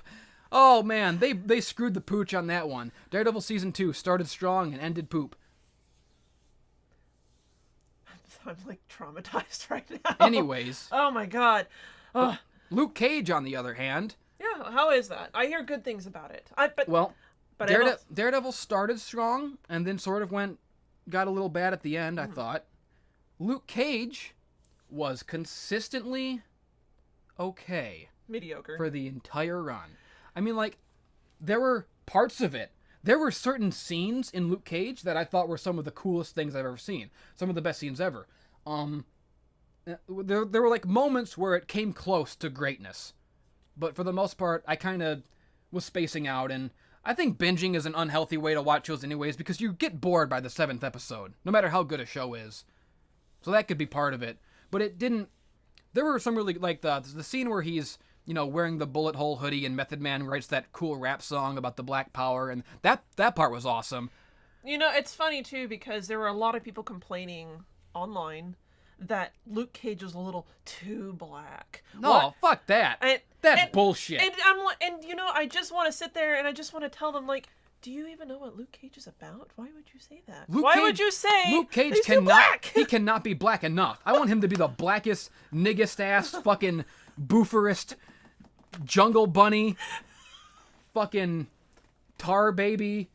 What's another one? This is Trump's America. I can say these things now. I want him to be the niggest of all possible nigs. The big nig. Yeah, I mean, yeah, he was good. The show was definitely sufficiently black. It could have even been blacker, and I would have been happier. Yeah, you can't fucking take the blackness out of Luke Cage. What do you the whole point of the character is being black. Mm-hmm. Like, that's... They were like, it's just not credible the way he's acting. He's not acting. It seems a little stereotypical. And I'm just like, stop. Yeah. Stop talking. Read the old comics. Yeah. You know, if you're gonna shit on Luke Cage for how they're presenting him now, you're not gonna like the old comics. Yeah, like the inclusivity thing that I've complained about and that everyone complains. It's not just about, oh, they're taking white characters and white men and turning them into girls or black or minorities or whatever. It's just that regardless of race, let the character be who the character is. Yeah. Like, Luke Cage is... He's a fucking 70s exploitation. He's Shaft. Mm-hmm. That's who he is. Yep. And that's who he should be. Which, anybody... If you're not reading the new Luke Cage comics, I do recommend them. They're fun. There's only going to be 4 of them, and it's drawn by the same guy who did Samurai Jack. Like, making Luke Cage less black would be the same as making Thor a woman. It's equally retarded. But, it was definitely... There was a lot of good scenes. The scene where fucking Cottonmouth gets beaten up by the girl. I don't want to spoil it too much, but that scene was fantastic. That was, like, had me gripped. And, the scene, like, right at the beginning where, like, the guy holds him up and tries to mug him, and he says, you know, you see that police across the street? Let me give you a history lesson about why America's great. I love that, like, the patriotism aspect of his personality was really cool. He's a great character, and I like the actor. There was one thing that really bothered me about Luke Cage. The actor has a fucking mole on the back of his head. Oh, no. And I mean, like, he's bald for the whole show. He shaves his head. But that fucking mole, every time I see it, it took me out of the show. Like, can he get that removed, please? If he's going to play a beloved character, if I'm going to have to watch Luke Cage forever, for years and years, why does he have a gross mole on the back of his head? It looks weird. Like, you can see it from the front. It's a mole on the back of his head, and you can see it from the front because it sticks out weirdly. And I'm just looking at it the whole show. He's like, I'm Luke Cage. I'm really strong, and Black Lives Matter, and I'm going to beat the bad guys, and I'm going to have a fight. And I can't even fucking focus on it. All I can focus is that weird mole on his head, and I just want to take it. It's like Austin Powers. I'm just looking at Luke Cage the whole movie. Mold. I hate it. Anyways, we talked about Stephen Strange. We talked about Luke Cage. We talked about Daredevil. Now we can finally talk about comics. An hour and a half into the panel cast, we can talk about comics. The new ones from this week. Yeah, the new ones from this week. Oh no. Oh no. I know. You see it on my notes. Yeah, I mean, so last week wasn't really that great. This week is equally unimpressive. And that's not to say that comics are generally... So, they released Spider-Man Renew Your Vows #1 this week. And I have been so excited for this one because I really like Mary Jane as a superhero. I like Mary Jane in general. Yeah, she's interesting, she's fun. I think taking her out of the Spider-Man mythos was one of the worst things they ever did. No, like, Mary Jane is fun. She's great. She's Peter Parker's fucking wife, and she should be. Yeah.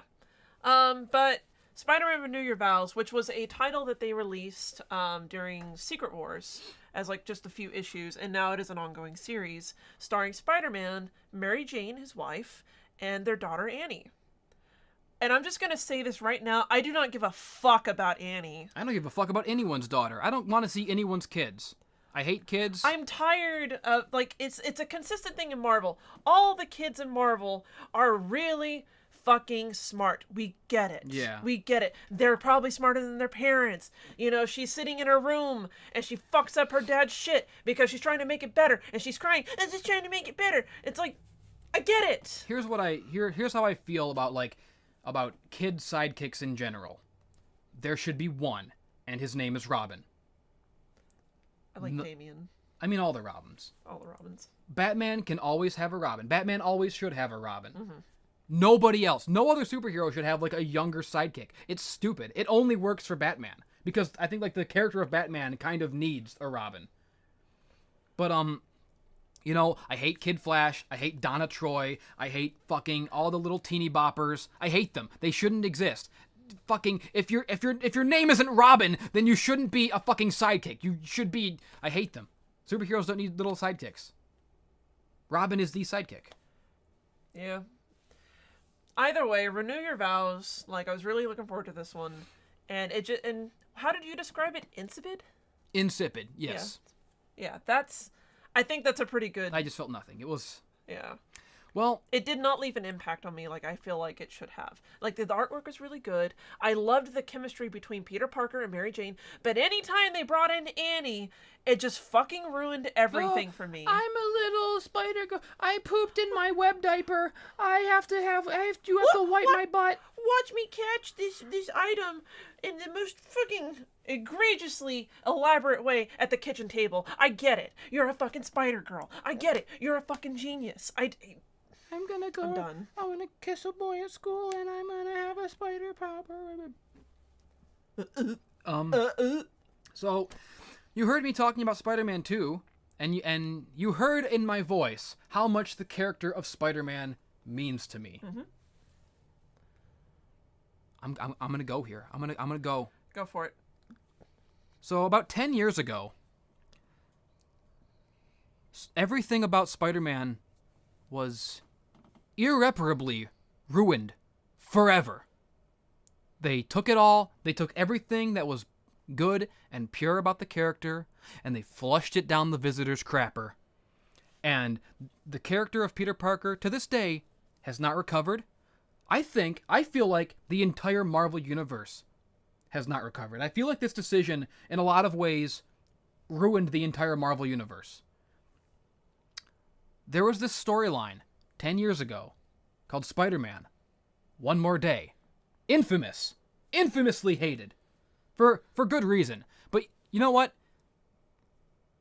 No matter how much people hate One More Day, they don't hate it enough. They don't... God, fucking... So, Civil War. The original Civil War. A huge plot point was that Spider-Man revealed his secret identity. Yep. He joined Tony Stark's side. Tony Stark assured him that this would be the safe and right thing to do. Yep.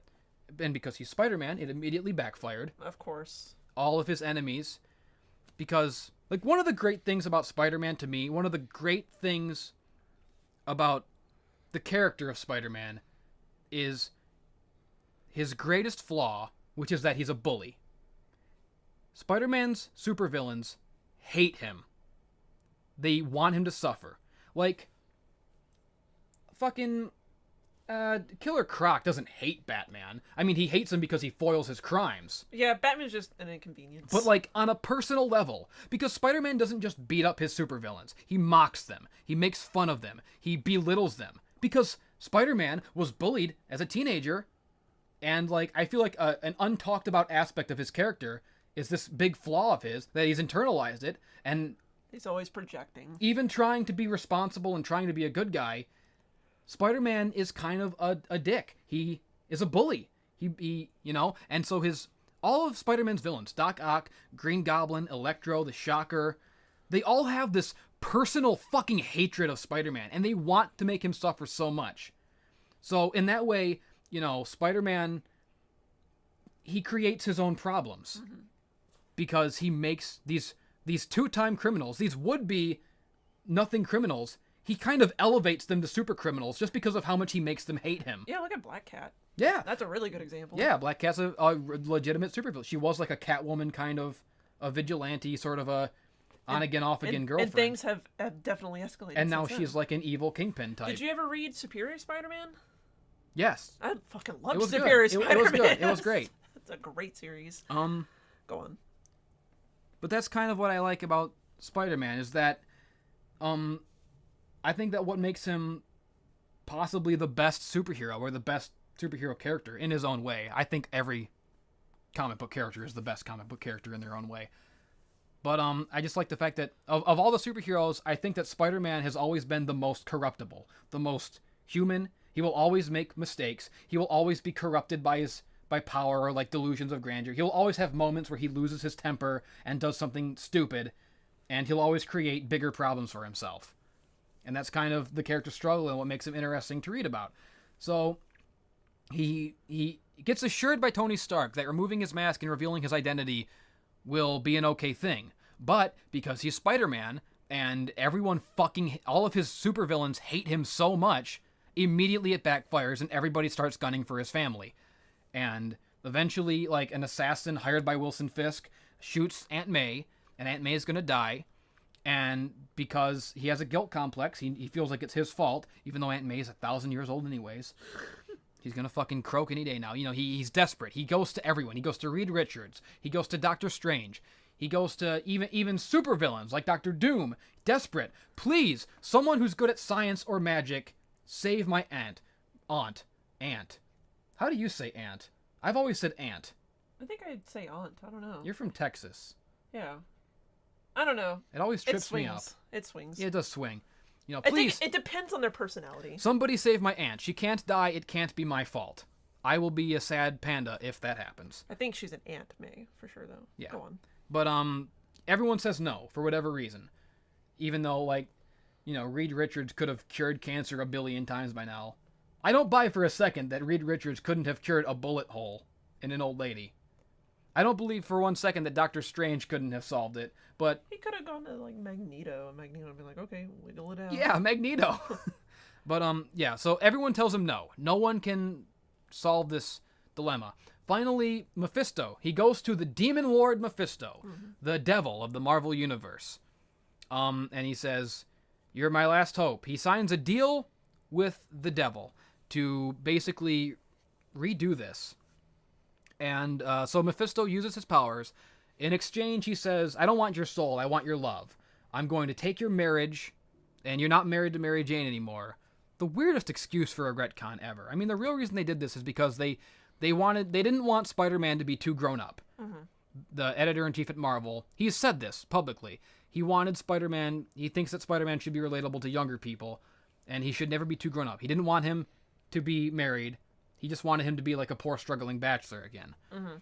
Which, you know... Which now, if you look at the comics... Yeah, no, if you look at it now, it's total opposite. Yeah. I can't get They've gone too far in the opposite direction now, but, So he makes a deal with the devil to retcon all of this horrible stuff that happened.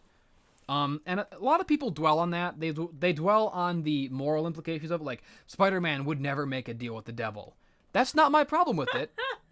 That's because, like, Spider-Man, his whole thing is that he's a very corruptible, he makes mistakes. Of course Spider-Man would make a deal with the devil. That's who he is. I mean, has anybody seen the new Spider-Man Deadpool? Yeah. I just... Go on. Yeah. Sorry. I'll get to that. But, Yeah, so I don't have a problem with that on like a moral level. Of course Spider-Man would make a deal with Mephisto. That seems totally in character for me. But the problem that I have is the ripple effect of this retcon throughout all of Spider-Man continuity and all of Marvel continuity. It ruined everything. Nothing for the last decade has made any sense because of this one moment in time. That was clever. You hear what I did there? Because there was another comic. Clap for me, baby. Because of this one story. Fucking... So, I guess the continuity became that, like, he did unmask during Civil War, but nobody remembered it for some reason. And people were, like, aware that they didn't remember it, but they just didn't care. Like he was not an Avenger anymore. None of the other superheroes even knew who he was, which really grinds my gears because that like takes away character development for so many like different characters and aspects. Like there was always this like weird budding friendship between him and Wolverine that I always loved reading. That was gone because nobody fucking knows that he's Peter Parker now. It ruins everything. This weird bonding moment with Jessica Jones in that one issue where like, hey, we went to high school together and I had a crush on you, Peter, in high school. And Luke Cage is like, nigga, what? And that was a great moment. That I don't know how that fits in anymore. It doesn't make because nobody knows he's Peter Parker. They got fucking comics now. To this day, nothing about the Marvel Universe makes any sense because the ripple effect. There's so many tiny little things, so many little stories that you now have to wonder: did they even happen? How do they fit in anymore? Because nobody knowing his identity, it ruins everything. Like in the new Avengers comic. Nobody trusts Spider-Man. They're like, who's this weird Spider-Man guy? We don't trust him. We don't know who he is. Everybody thinks that Spider-Man is like a weird guy, even though he was an Avenger for like a decade. Everybody lived with him. They knew he was Peter Parker. Fucking Tony Stark meets Mary Jane, and he goes, oh, who are you? I don't know who Mary Jane Watson is. Mary Jane lived in Stark Tower for like 10 years! Holy shit! Like, it doesn't make any sense. I read it and it just blows my fucking mind. Like, every fucking thing having to do with Spider-Man blows my mind. None of it makes any sense. How does Tony Stark not know who Mary Jane is? She lived at his house. Does she just not remember living at his house for 10 years? Does he not remember? Does he remember, like, someone lived? Does he remember that, like, do they remember that, like, yeah, Spider-Man was an Avenger, but maybe we didn't see his face and we never paid attention to his wife and his aunt who lived here? What wife? What aunt? We don't know. What? Like, even though Spider-Man has been, like, it's back to this, like, weird old status quo of, like, none of the superheroes knowing if they can trust Spider-Man. Even though, like, he's been, like, an Avenger. He's been, like, the best superhero for years and years. An Avenger, an X-Men, he's been on the Fantastic Four, like, Future Foundation, I'm sorry. Yeah, like, Spider-Man, his tangled web is a part of everything. Spider-Man is the linchpin of the entire Marvel Universe. Retconning that one thing about Spider-Man had ripple effects that ruined everything and made everything goofy. Like Spider-Man's power, his real power, in like a meta sense, not that he's agile and can shoot webs. The real power of the character of Spider-Man, his place in the Marvel Universe, is that, in an unspoken sense, he is the best superhero. That is the purpose of Spider-Man. He's been around all these years. He's the most fucking, resilient, the most, the most tenacious. Every superhero, he doesn't have the best powers, but every superhero secretly knows that if Spider-Man got pissed off enough, he would kill all of them. Spider-Man, his place in the Marvel Universe is that he's the best superhero. He could kick anyone's ass, no matter how powerful they are. Fucking Thor, Dormammu, fucking anyone. Nobody can beat Spider-Man. That's his power as a narrative device. Do you agree? Sure. Do you understand what I'm saying, though? Yeah, I do. He's the most important superhero in the Marvel Universe. Anyways, there's more Spider-Man. So because the One More Day storyline ruined everything forever, it ruined Spider-Man comics forever. It ruined the Marvel Universe forever. Everyone hates it. Marvel kind of has to, every once in a while, they release like a what if, or a what if we didn't ruin Spider-Man? What if we weren't the most comically inept comic book company, literally comically inept company that ever existed? What if we actually appreciated and valued our characters and knew how to write them? So every couple of years we get like this alternate universe just to tease us of like what if like he was still married to Mary Jane, and what if the Spider-Man mythos still made sense? Yeah, they did that after Secret Invasion and after Yeah. AVX, things like that. I know what you're talking about. Yeah, so this is another, like, sort of Elseworlds kind of thing. Yeah. Where it's like, what if Spider-Man was married to Mary Jane, and they had a daughter, and she had Spider-Man powers too? What if that? And, like, I don't see the point of it. I don't see the point of an out-of-continuity just to sort of, like, tease people who want this, who want things to make sense again. It's kind of, to me, it's just kind of like just pouring salt on the wound. You know, I did kind of see it that way, like it's a tease. But yeah. But I mean, I don't know. There are things about Renew Your Vows that I still enjoyed, but I think I already explicitly, like, yelled about them. The chemistry between Mary Jane and Spider-Man are perfect. Annie ruins fucking everything, as usual. She ruins it all the way up until the end. Ruins it, literally ruins everything. I hate it. I hate her. Why is she in this? Who cares? And that's it. There's nothing really to say about it. I mean, it's just the first issue, and it's just setting up the dumb bullshit. It's just gonna be like a fluffy, meaningless, out of continuity, salt in the wound clusterfuck of ha ha ha. Wouldn't it be funny if Spider-Man still made sense? But he doesn't. We'll never fucking fuck you. We'll never actually do this. Right.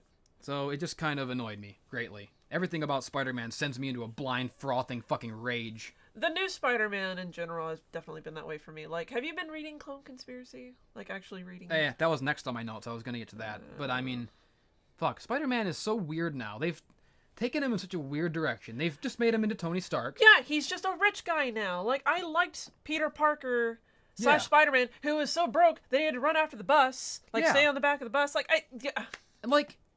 What is the point? Like, wasn't the whole point of One More Day, the reason that you threw this wrench into everything and ruined Spider-Man forever was so that you could have him, like, be a relatable guy? Yeah. Supposedly, but, like, now they've gone the opposite way anyways, so now we have the worst of both worlds. He's not relatable, and his continuity makes no fucking sense. So now he's like, he's in charge of this billion-dollar corporation. He's just Tony Stark now. He's not even Peter Parker anymore. Tony Stark isn't even Tony Stark isn't Tony Stark anymore. And fucking, I've always kind of disliked, like, genius Peter Parker, where they kind of elevate it. Like, I don't think that Spider-Man should be a genius. I don't think that he should be, like, Reed Richards, Tony Stark level. It's okay for him to be, like, smart and sciencey. That's part of his charm. Mm-hmm. But making him out to be like, oh, I invented 10 new spider suits, and I invented... In the top, like, he's in the top 8 smartest people. Yeah, get that shit the fuck out of here. That's stupid. That's not why people like the character. No. He's charismatic, he's fun, he's and relatable, he's like, but now he's just rich. Yeah, and, like, you can have him still be relatable and still be Peter Parker without taking away his fucking wife and all of his continuity. Like, it's not his financial status that makes him relatable. It's not, like, his marital status that makes Spider-Man the most relatable superhero to a lot of people. It's his personality. It's the fact that he's a flawed, kind of doofy dipshit who creates his own problems and always seems to have bad luck. Right? And so they just don't understand it. People who write comics don't understand the characters. Only I do. I'm the only person who, in any kind of a meta-narrative sense, understands I should be writing every single fucking comic. I keep saying that, and it keeps getting more true with every comic I read. Everyone who writes comics is incompetent. I'm the only one who understands shit about fuck. A vein is gonna pop in my fucking forehead any minute now.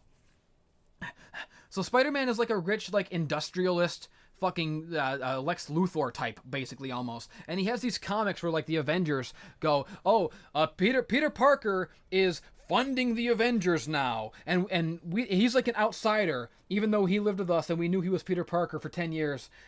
He's like an outsider, and we don't know if we can trust Spider-Man. And also, Peter Parker is friends with Spider-Man, and we all just buy that for some reason. All the superheroes who really should be savvy to this, because Tony Stark did it for like 60 years, this Iron Man's my bodyguard shit, but somehow they totally fall for it again. Oh yeah, Peter Parker's just this weird guy, and Spider-Man is like his bodyguard, I guess they're like friends. Like, how fucking dumb, how much of a bunch of fucking dipshits are these superheroes now? I have an appreciation for Tony Stark in the movies, who's like, yeah, I'm Iron Man, fuck it, what of it? Yeah, I don't care. That was brilliant. That was the best thing the movie did. Like, don't beat around the bush. Like, I get it. Yeah. Like, I'm trying to. And that's totally. That's like this moment of, like, this aspect of the character that is so right, but, like, the comics never figured out until the movie. Mm-hmm. Like, once you see it in the movie, you're like, yeah, of course Tony Stark wouldn't keep it a secret. Why would he? Yeah, no. It's just, yeah, like, Peter Parker being like a rich industrialist and like Spider-Man being his friend, nobody's ever going to buy it. It makes no sense. It doesn't make sense for the character or for the continuity. I hate it. I was really sad when Superior Spider-Man ended. Like, I knew eventually it would have to, because Doc Ock can't be Spider-Man forever. But it was still devastating for him to go from, that to, well, now I'm going to get all of Doc Ock's, riches and his company, and it's going to grow from there, and wow, I'm going to be great, and it's not. This fucking...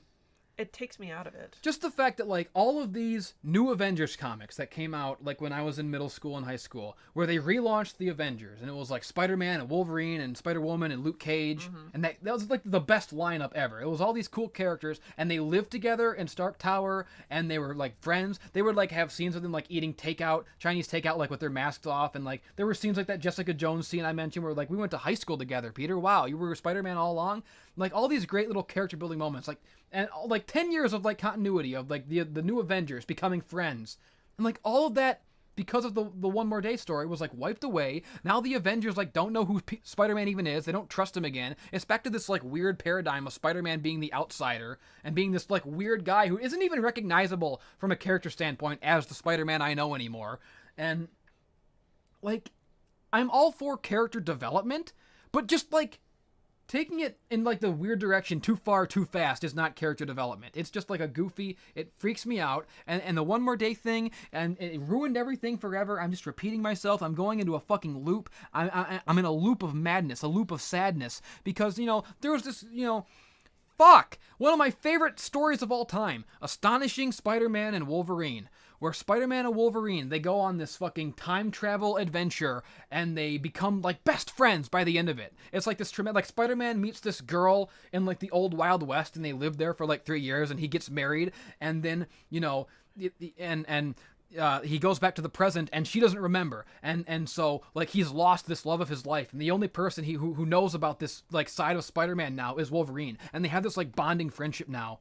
That's gone. Because Wolverine doesn't know that he's Peter Parker anymore. Did that like not happen now? Nobody remembers anything about Spider-Man or all this character development that happened in the 2000s. It's all gone. Oh God. Why did they ruin everything? Oh God. Ooh boy. Ooh. Are you ready to move on to the next Spider-Man topic? Yeah, and after I get done with mine, you had comics that you read that you wanted to talk about too. Jesus Christ, this is truly giant-sized, people. Oh, how long are we into this already? Well, this is the only one left I have. After I'm going to talk about this next one. At some point, I'm going to get Digi on here, and me and him are going to talk about Gwenpool because he's been reading it. Okay. Okay, so the last thing on my list for this week is another Spider-Man. So you get to listen to me rage about Spider-Man more.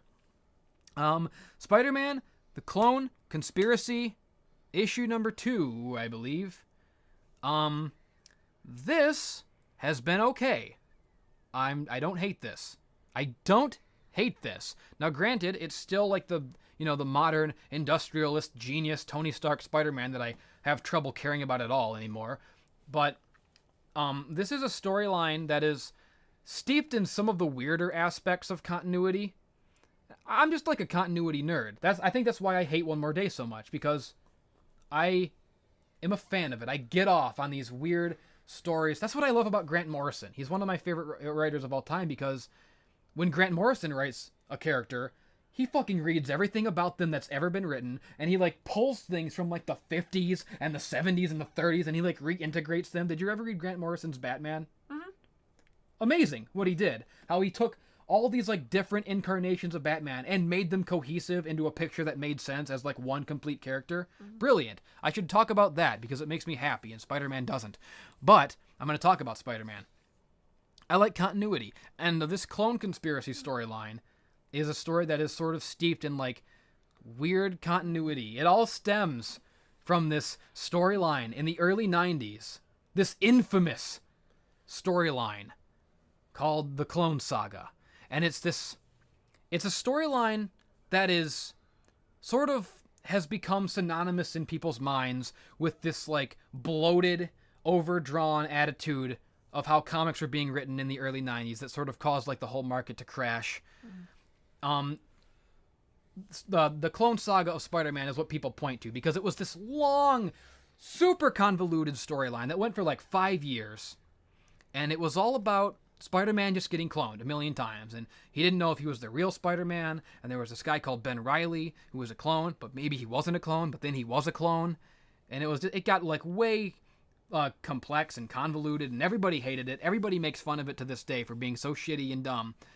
By the end of it, after like 15 years of these Clone Saga stories that everyone hated, it was revealed that it was all part of the plan of this supervillain called the Jackal. And the Jackal was this like weird fucking green furry. He was just like a furry version of the Green Goblin. And he's just this goofy character who just like, he loves cloning. Like, that's his supervillain origin. Like, other supervillains have, like, pathos. You're looking at me like I'm getting facts wrong. No, but I don't care. No, you got it. Like, other supervillains have, like, this pathos. Like, that make them, like, almost as three-dimensional as the superheroes. Like, Two-Face is a great character. Mm-hmm. Or fucking, I don't know, Lex Luthor is a great character. The Riddler's a great character, too. Yeah. Very underrated. Yeah. Poison Ivy is a great character. I love her. Harley Quinn has all the potential in the world to be a great character. But they just turned her into the new Deadpool. Harley Quinn was a great character at one point in time. Don't. Oh, no, that's another can of worms. I'm so glad you feel that way because I think every day about unleashing that can of worms on this panel cast. Every time I start the panel cast, I think, is this going to be the week where I open up the fucking Harley Quinn can of worms and go on that fucking 5-hour rage tirade? I want to be there for that. Shit. Yeah, so like, some supervillains are great and they have pathos and character arcs.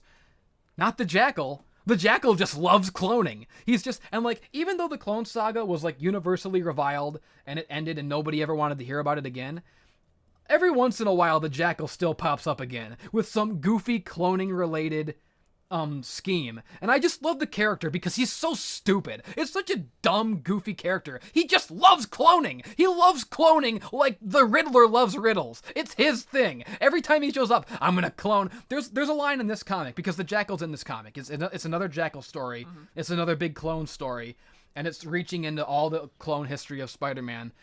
And there's a line from the Jackal. He's talking to Spider-Man, and he's sort of monologuing, and he's like, I've evolved, Spider-Man. I got into a little bit of a rut there for a while, cloning you, and then cloning Gwen, and then you, and Gwen, and then you, and then you, and then Gwen, and then you, for 20 fucking years. But, it was cute.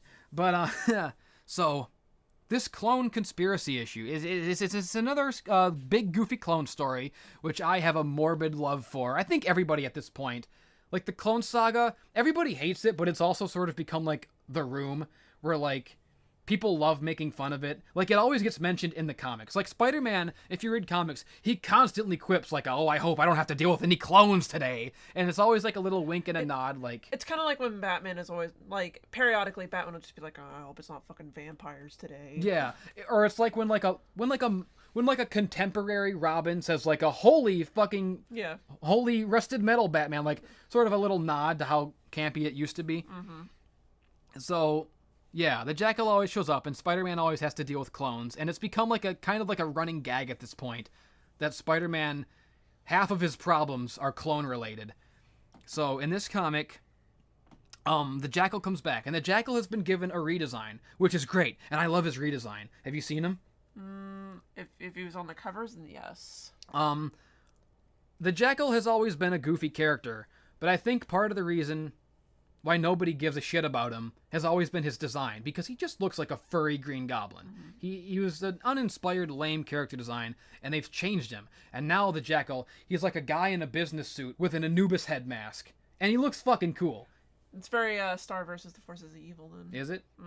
Yeah, well, I mean... I haven't seen that. Toffee, that's what it reminds me of. He's one of the big villains in that. I love that show, by the way. But go on. Yeah. So he meets the Jackal again, and he's like... he's going around, and he meets Doc Ock. Doc Ock's back. He has a new body. Shit! Yeah. Okay. Go on! Doc Ock, man... Superior Spider-Man... Mm-hmm. elevated Doc Ock so much. Yeah. As like a credible supervillain. Like now, like I'm excited to see that Doc Ock's back because, like, again, that's an example of like character growth and how continuity is so important, because it takes characters that you didn't care about, but they can grow and they can become better versions of themselves. And suddenly I care about Dr. Octopus. I never did before, and that's why you can't just have a story like One More Day that takes all that continuity and flushes it down the toilet. You can't do it. So there was a big storyline a couple years ago where Dr. Octopus was dying. He was on his last legs. And as his final scheme, he wanted to kill like 1 billion people, right? And Spider-Man stopped him. But then Dr. Octopus had another secret scheme where he switched bodies with Peter Parker. And Spider-Man, Peter was trapped in the body of the ailing Dr. Octopus and died as Dr. Octopus. Dr. Octopus was in the body of Peter Parker. He took over his body. He took over his life. He tried to fuck Mary Jane. It was some of the creepiest. It was really creepy. It was really a good, well written. He fucked a midget. You know, imagine getting your body back and finding out that you have a gross midget girlfriend. I would be devastated. I would. That was like the most sinister thing a supervillain has ever done. He stole Peter Parker's body and made him fuck a midget. Yep. Disgusting. Wow. They're not in proportion. They've got weird little... It's not just that there's... Okay, you know what? I'm going to get off this topic. All of your midget viewers are unsubscribed. They creep me out. I'm sorry. Look, I believe that midgets should have rights, but you creep me out.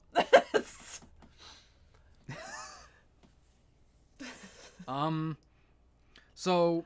Dr. Octopus was Spider-Man for a couple years. It was really good. It was a really interesting story, and like Peter Parker, there was still a fragment of him in Dr. Octopus's mind, and they were fighting for control of his body. And it got worse and worse. Yeah, and but like the sort of the crux of the series was that the experience of being Spider-Man changed Dr. Octopus, and he slowly became more of a noble person until by the end of it, this was so brilliant how they wrote this like slow character arc. Yeah. Where by the end of it, the Green Goblin is like beating up the whole city, and Dr. Octopus, he's been calling himself the superior Spider-Man this whole time. I'm better than Parker. I can be a better Spider-Man than he'll ever be. Yep. But by the end of it, there's Green Goblins everywhere. He's beating up the city, and Dr. Ock, because he's become a better person, because he's fallen in love with a midget. That's how a bad guy becomes a good guy. You fall in love with a midget, and she shows you the light. He's grown as a person. He's become like an actual superhero, and he realizes, my God, Parker was always the superior Spider-Man. I can't solve this problem. I am a villain, and I'm an idiot, and I'm a megalomaniacal fuck. I don't have what it takes to be a superhero. He had this moment of humility where he realized that Parker was the one true Spider-Man. So he goes back and he just gives. In this beautiful character arc, this moment of self-sacrifice, he gives Peter Parker his body back. He relinquishes control to the real Spider-Man. And it's a beautiful moment. And it elevates Dr. Octopus as a character and makes him great. But, so in this comic, the Jackal has found a way not to clone people, but to take their memories right up until the moment of their death and put them in the clones. So they're not just clones. They're basically, they know everything that the person knows, right? Right. But Dr. Octopus, because Dr. Octopus's body died a long time ago, he doesn't have the memories of Doc Ock. But because the Superior Spider-Man, when he did the Spider-Verse thing, he learned that he would eventually lose his body back to Parker. He didn't know how yet.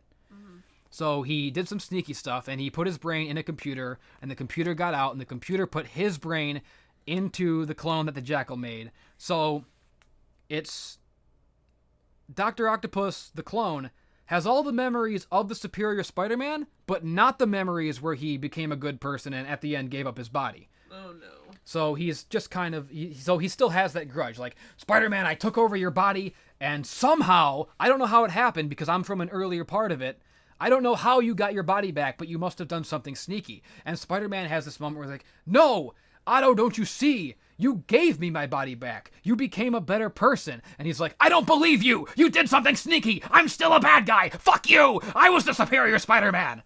So he has just enough of that character development to be the superior Spider-Man still, but not enough to have completed his little arc and be a good person again. Oh, no. It's sad. I like it, though. So Doc Ock is back, and he's got his body back, and he has this grudge against Spider-Man because all he knows is that he was the superior Spider-Man, and somehow, he doesn't know how, somehow Parker sneaked his way back into the body. So now he hates him even more. And so this sort of B-list villain, Dr. Octopus, has been elevated to kind of Spider-Man's arch nemesis, more so than the Green Goblin now. And that's pretty cool. So Dr. Octopus is there, and he's beating up Spider-Man. He's going to kick the crap out of him. Rhino's there. There's a new Electro who's a girl. Electra. Can't call her Electra. There's already an Electra. How do you do that? Electrina? Yeah. So the Jackal has brought all these people back to life. He's brought, and he's given them a pill. So he's keeping them on a leash because if they'd stop taking this pill, their clone bodies will break down. So the Jackal has brought all these Spider-Man villains back to life, but he controls them. His greatest clone-related scheme yet. And so he's fighting Dr. Octopus, and the Jackal shows up and says, "No, Dr. Octopus, don't do it. I have to monologue for a bit. Tell him about my plan." And so the Jackal takes Spider-Man around. Gwen Stacy's there. There's a Gwen Stacy clone, of course. The Jackal is telling Spider-Man about his plan. And he's saying, "Spider-Man, look at what I've done. I've eliminated death forever." And Spider-Man, he's going on that lame superhero, you played God shit. Cry me a fucking river. Yeah, jack me off. But he's like, "Look what I've done, Spider-Man." And he opens up a door, and it's every dead Spider-Man villain ever. They're all back. Everyone who's, even like supporting characters like Captain Stacy and like, you know, all these people that Spider-Man has lost over the years. He's brought them all back. The Hobgoblin, the Green Goblin. I don't know if Norman was actually dead. I have no idea what happened to him after the Superior Spider-Man. Yeah. But he was in the room, so I don't know. Green Goblin was there. Hobgoblin was there. The guy with the pumpkin head. What's his name? Oh, fuck, I loved him. That Punisher killed him in Civil War 10 years ago. But he's back.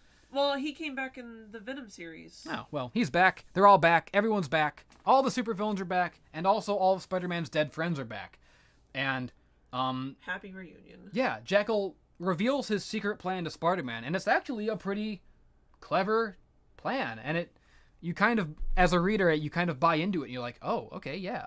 The Jackal says, "Spider-Man, I've brought back all the villains who've died because of you, and I've brought back all of your friends who've died because of you. The reason I've done this is to wipe your slate clean.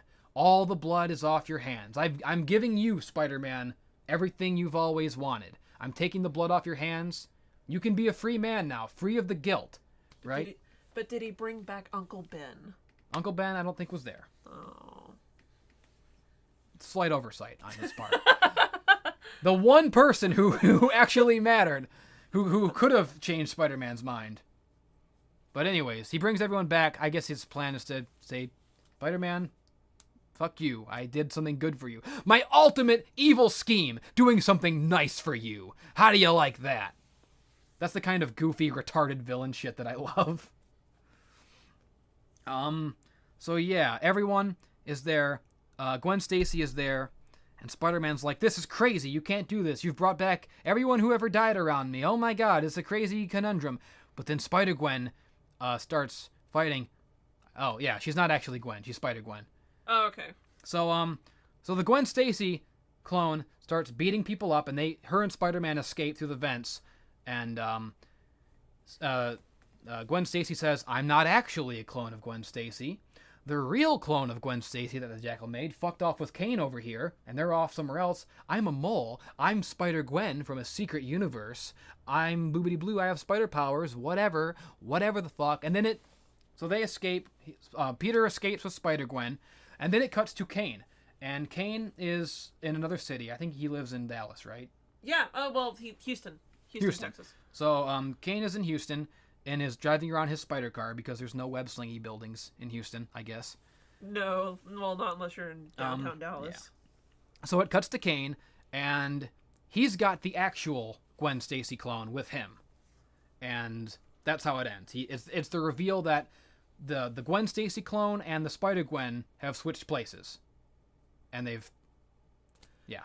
And now they're gonna bang. Woo! I do love me some Scarlet Spider. Yeah, that was one of my favorite like mini runs of any kind of offshoot. Scarlet Spider, because we keep mentioning him, but I haven't explained who he is yet. He's one of the many clones of Spider-Man, but he's the best one. He's definitely the best one. I can't recommend Scarlet Spider enough. Yeah, He's all the superpowers, but none of the responsibility. He fucking hates the responsibility. Yeah. He fucking hates Peter Parker. He's like a misanthrope and he's a jerk. He ran away to Houston because there were no heroes there, and he's like, good. Yeah. Fuck it. And he's sitting on the couch, like, getting fat, eating Cheetos, and suddenly, like, his whole life is just ruined by the news because he happened to save some old lady who was trying to cross the street and an 18-wheeler almost smooshed her. And he was like, no, fuck her. She can die. I don't care. This is okay.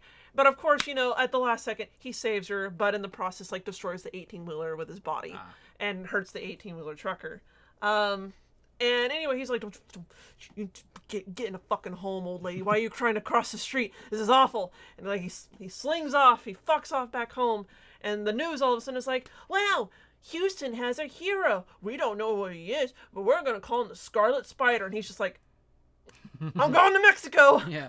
I can't live here anymore. Yeah, he's a good old boy. I fucking love him. He's my hero. Do you happen to know what the fuck ever happened to Ben Reilly? Does Nope. anyone know? No. I don't think anyone knows. It's also convoluted. He was an important character for a while, but that was a long time ago. Maybe Spider-Man's deal with Mephisto got rid of him. Maybe he just doesn't exist anymore. It's just lost in the ether. Yeah. Anyways, I liked that comic. I am enjoying Spider-Man: The Clone Conspiracy, despite all the stuff I hate about Spider-Man lately. I'll read it eventually. There's been a lot of offshoots for Clone Conspiracy, so I've been a little less than inclined to try it out. But, you know, I'll still read it eventually. It's one of those things. Because the Prowler is now a thing in Clone Conspiracy as an offshoot, and some other shit came out. I don't know. So next up, what else any other comics you want to talk about this week? No, not really. But I do want to mention that I hope eventually you do read them and talk about them. But I've been obsessively introducing people to the Legend of Luther Strode series. And Oh yeah, you gave that to me, but I haven't read it yet. no, you will eventually, I'm sure. It's the fantastic trilogy. It's the best trilogy. I love it. I can't recommend it enough. It's drawn by Tradd Moore, who did the all-new Ghost Rider, at least the first 6 issues of it. He's done other things. He's been doing several Avengers covers, Marvel covers in general. He did the issue before, the Suicide issue for fucking Deadpool. He did that cover. He's done a lot of great covers. He's got great art. I fucking love him. I fucking love Luther Strode. I'll touch his wiener. I don't even care. It's big and scary, I'm sure. Or maybe it didn't grow with the rest of them. Who knows? But let me actually talk about what it actually is.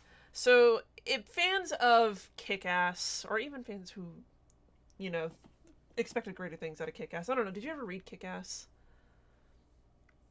Ish. I saw the movie. The movies. I read Kick-Ass too, and I did not care for it. I don't think anybody did. Good. There were some problems with that one. But Luther Strode follows a run-of-the-mill nerdy kid in high school who ends up finding a book that seems innocuous at first, but you can derive power from it depending on whether or not you're capable of understanding it.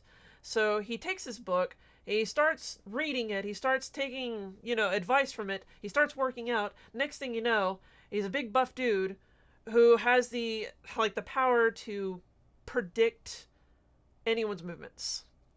It's interesting. He can look at somebody and he can actually practically see their future in every sense. And it all means. And it makes the fight scene so much more... He can look at a flaccid penis and see a boner.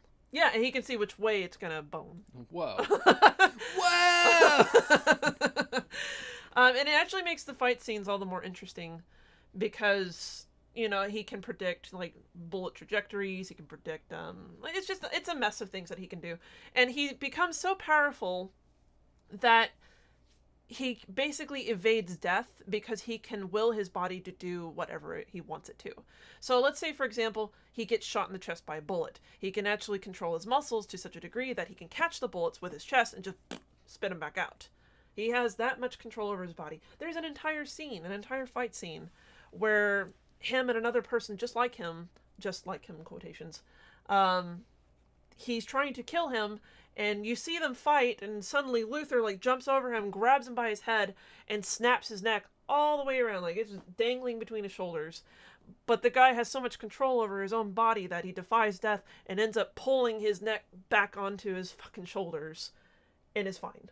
Like, it's an interesting series that's full of violence and gore, and I love it. Sounds pretty groovy. It's fucking manly. I can't get over it. But that's really all I wanted to talk about. If there were other things to talk about, I've already forgotten, because these past 2 weeks have been completely forgettable. I'm sorry, DC and Marvel. Image titles have been good. Cannibal was good. If you haven't read Cannibal yet, the second issue just released this week. But I'm a baby boy. I only know about superheroes. See. Hey, Image has superheroes. Trillium. Well, not Trillium. I'm sorry, not Trillium. Fucking Plutona. I only know about Marvel and DC because they make movies, and I'm a little casual baby boy. Fair enough. I'm a little casual baby bitch. That's about the extent of what I had to say, though. I mean, there's always more that I could say, but how long has this been going on for? It's about 2 hours and 17 minutes now. Good. But, goodbye.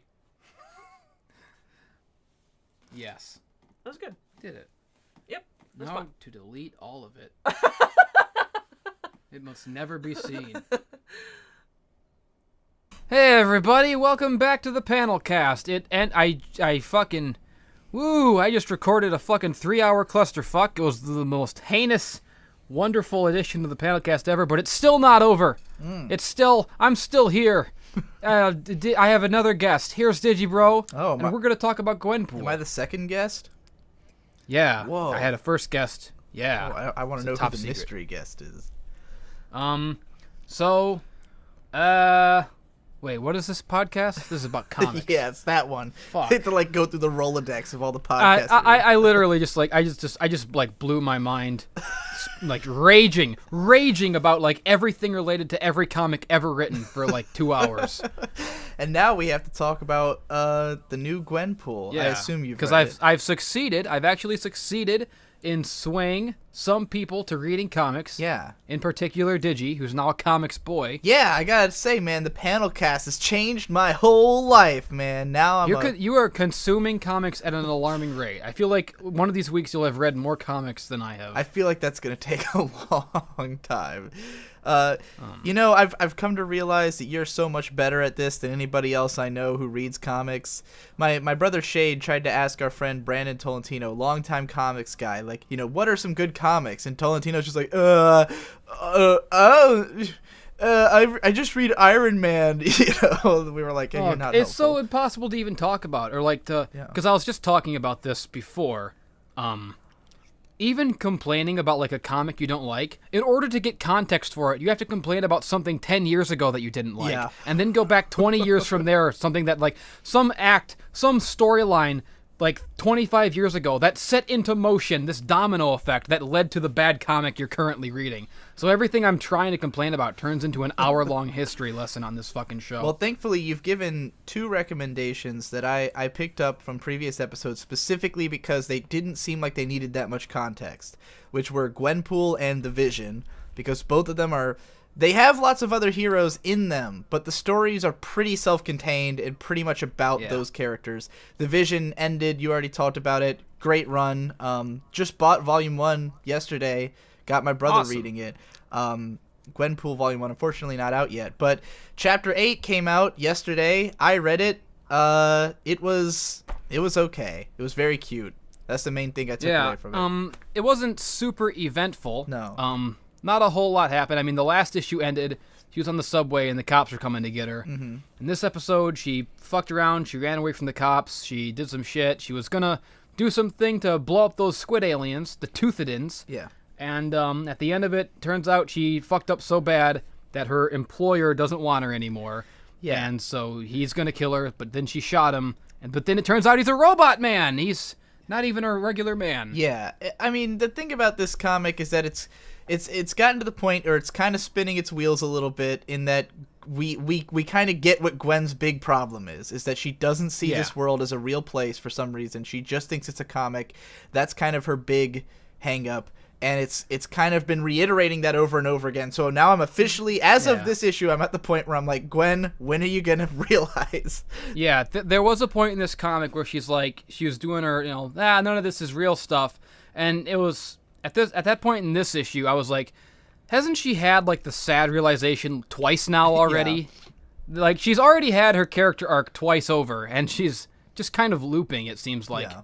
It's a little odd. And one of the things that I can't decide if I do or don't really like this about the comic is that Gwen herself is, like, adorable. She's, like, this super cute, peppy young girl who does not at all look like a psycho murderer, like the way she acts. Yeah. And so I'm wondering, like, is that intentional? Because, like, she just so much doesn't think this is real that, like, in her mind, it's like playing a video game. Like, even a normal person would go around and kill people in a video game, But, like, she just acts so fucking psychotic that whenever her mask is off, I'm always like, God, she's way too cute to be this crazy, Yeah.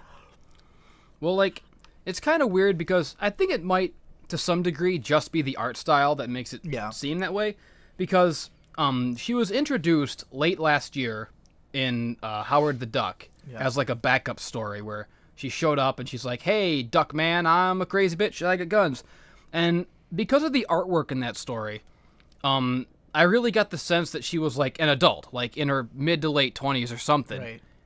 Like, because she looked like, a muscly abs having, like, a grown-up-ass Deadpool knockoff. Right. Then in her ongoing series, because the art style is so manga-y and cutesy, she looks like she's a teenager all of a sudden. And I mean, when she retarded. came over to Spider-Man's house and she, like, said that she was a classmate, like, it really kind of implied that she is high school age, but they've never had there's never been a moment of, like, here's exactly how old she is, Yeah. So I've just kind of assumed that she's, like, 18 or so based on the Spider-Man part, but it's hard to say. She's definitely, like, a weird mixture of a fucking idiot and kind of a genius in other ways.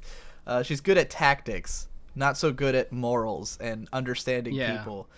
But the most important thing about this issue that I wanted to talk to you about is how we finally saw the crazy goth girl without her helmet on. And she was mad fucking cute.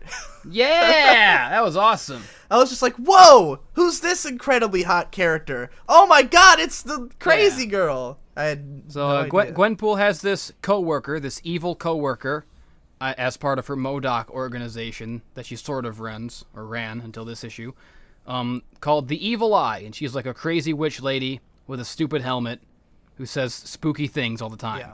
And in this episode, she went into her room, and the lady was there, and she was just like a normal girl. And she's like, oh my god, Gwen, we've never seen each other out of costume before. And, like, her speech was different, and she was talking like a normal person. And she sort of played it up like a kayfabe thing. Like, when the mask's on, when I'm in character, I go a little too far. Yeah, well, that she, like, I guess the mask, like, lets her see all this crazy information that she can't perceive normally, and it just makes her insane. But as soon as she takes it off, she's just back to normal, and she doesn't, like, remember what the mask was showing her. That was adorbs. I just said the word adorbs. Yeah, you did. Adorable. In total sincerity. Yeah. I love her supporting cast. I love Batroc. I like that Batroc is in a comic doing something. He's a cool guy. Yeah, well, that's the funny thing for me is when it wasn't until the Evil Eye took her helmet off that I realized she's from Gwenpool. Like, for me as a new comics reader, every comic I read, there's always, like, a shitload of characters, and some of them you can tell are new. Like, if you're reading the current Doctor Strange run, there's, like, Doctor Strange. He's got his sidekick, the Asian guy. There's the Grandmaster. You can tell which characters are there from older comics. But then there's this new girl who's like an assistant that he picks up to like manage his library, who shows up in issue number 1. And like she's kind of an important character now in this current run of the comics, but she's totally new.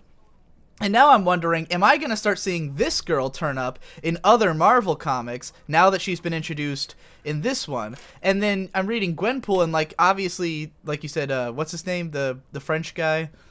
Batroc Zeleper. Yeah, he's like, she explains to him that he's from previous comics. Like, he's obviously an older character. Which, I love how they're using him, because he's just like this sort of kind of forgotten about like old C-list Captain America villain, and they sort of like the way he's utilized in this story. Like even though he's like a C-lister and a nobody, he's a veteran of this world, and he's sort of the mentor to this idiotic teenage girl. Would you say this is the most interesting his character's ever been?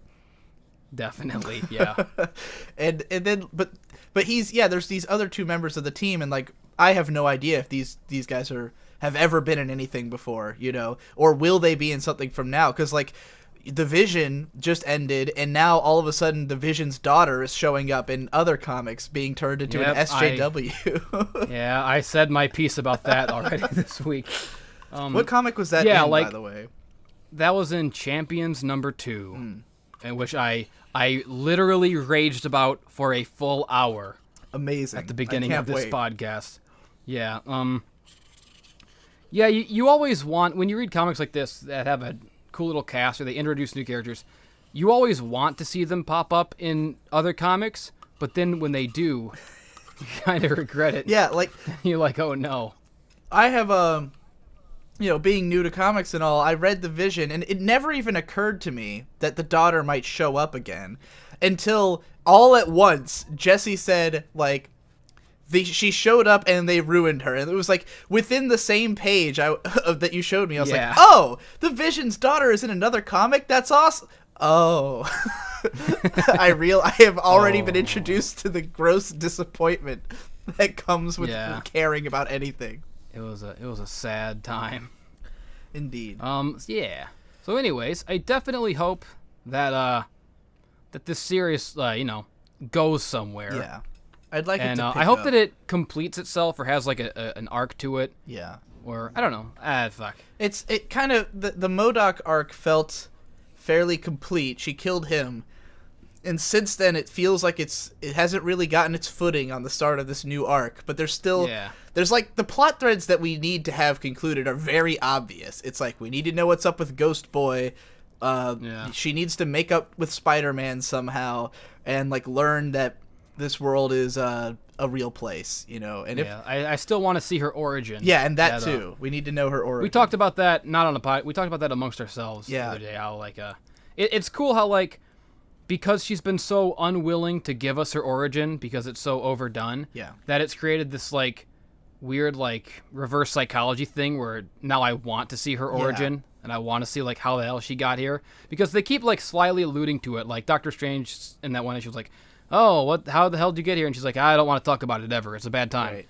And I'm like, "Yeah, I want to know." The fact that she's so adamant about the idea that she doesn't want to talk about it because it's clearly something traumatic makes it even more like, well, now what was so traumatic about it? I gotta know, you know. It is a good reverse psychology. I want to see her be like a popular character. I don't know if she is or how well. I'm getting a nod yes from the person here who works at a comic book store. Oh, really? I just saw I didn't even know you had a guest in the room. Hi, guest. He says hi. At the start of Gwenpool 8, when she's doing the recap thing, she describes herself as like surely the best-selling character, and I wasn't sure. Like when I read that, I was like, either she's selling really well, or this is a joke about how badly this comic is selling. Like it's got to be one or the other. But I'm glad to know it's selling well. I definitely hope that she continues to be sort of a mainstay in the Marvel Universe. I hope she shows up in other comics. I want to see her interact with as many other characters as possible. That's kind of the best part of it, is seeing her interact with all the established superheroes and stuff, because she's got such a weird outsider perspective. I want to see her hang out with Deadpool, because that's the character that she's sort of ripping off. It seems like it obviously has to happen, right? Like, surely that's the unspoken thing that we're building up to somehow. That's got to be like the final boss or something. Yeah, because Deadpool, part of his whole thing is the break in the like he knows he's in the comic too, so it seems only logical to have them meet and bond over it. I mean, surely she's aware of Deadpool because that's who she modeled herself after, right? Yeah. So, yeah, it's interesting how they have like deliberately not made mention of Deadpool as if like in order for her to Yeah. breathe as her own character, like we can't mention Deadpool because then it'll just seem like, but then it has to happen someday. So I kind of like that it's being, I feel like that's when we'll know if the comic is wrapping up, is when Deadpool finally shows up and we'll be like, okay, this means that we're hitting the the end of this narrative here. Yeah. She's definitely a hot, sexy little girl, and I want to fuck her and rape her and grab her by the pussy. The whole part where she was doing her like descriptions of each like scenario, like when she was describing what they were gonna do, and the art style gets like really cutesy and like drawn with like crayon, it looked like, and that was fucking adorable. I was like, man, I want to see this artist do more just cutesy stuff, you know. Yeah. Good time. Not a super exciting or eventful issue, but still, generally speaking, a good series and a good time. Yeah. Thanks for having me on the panel cast. Oh yeah. That was Digibro, and that was the panel cast. It's finally over. I'm sorry that I did this to all of you. You can all go home now. It's done. Goodbye.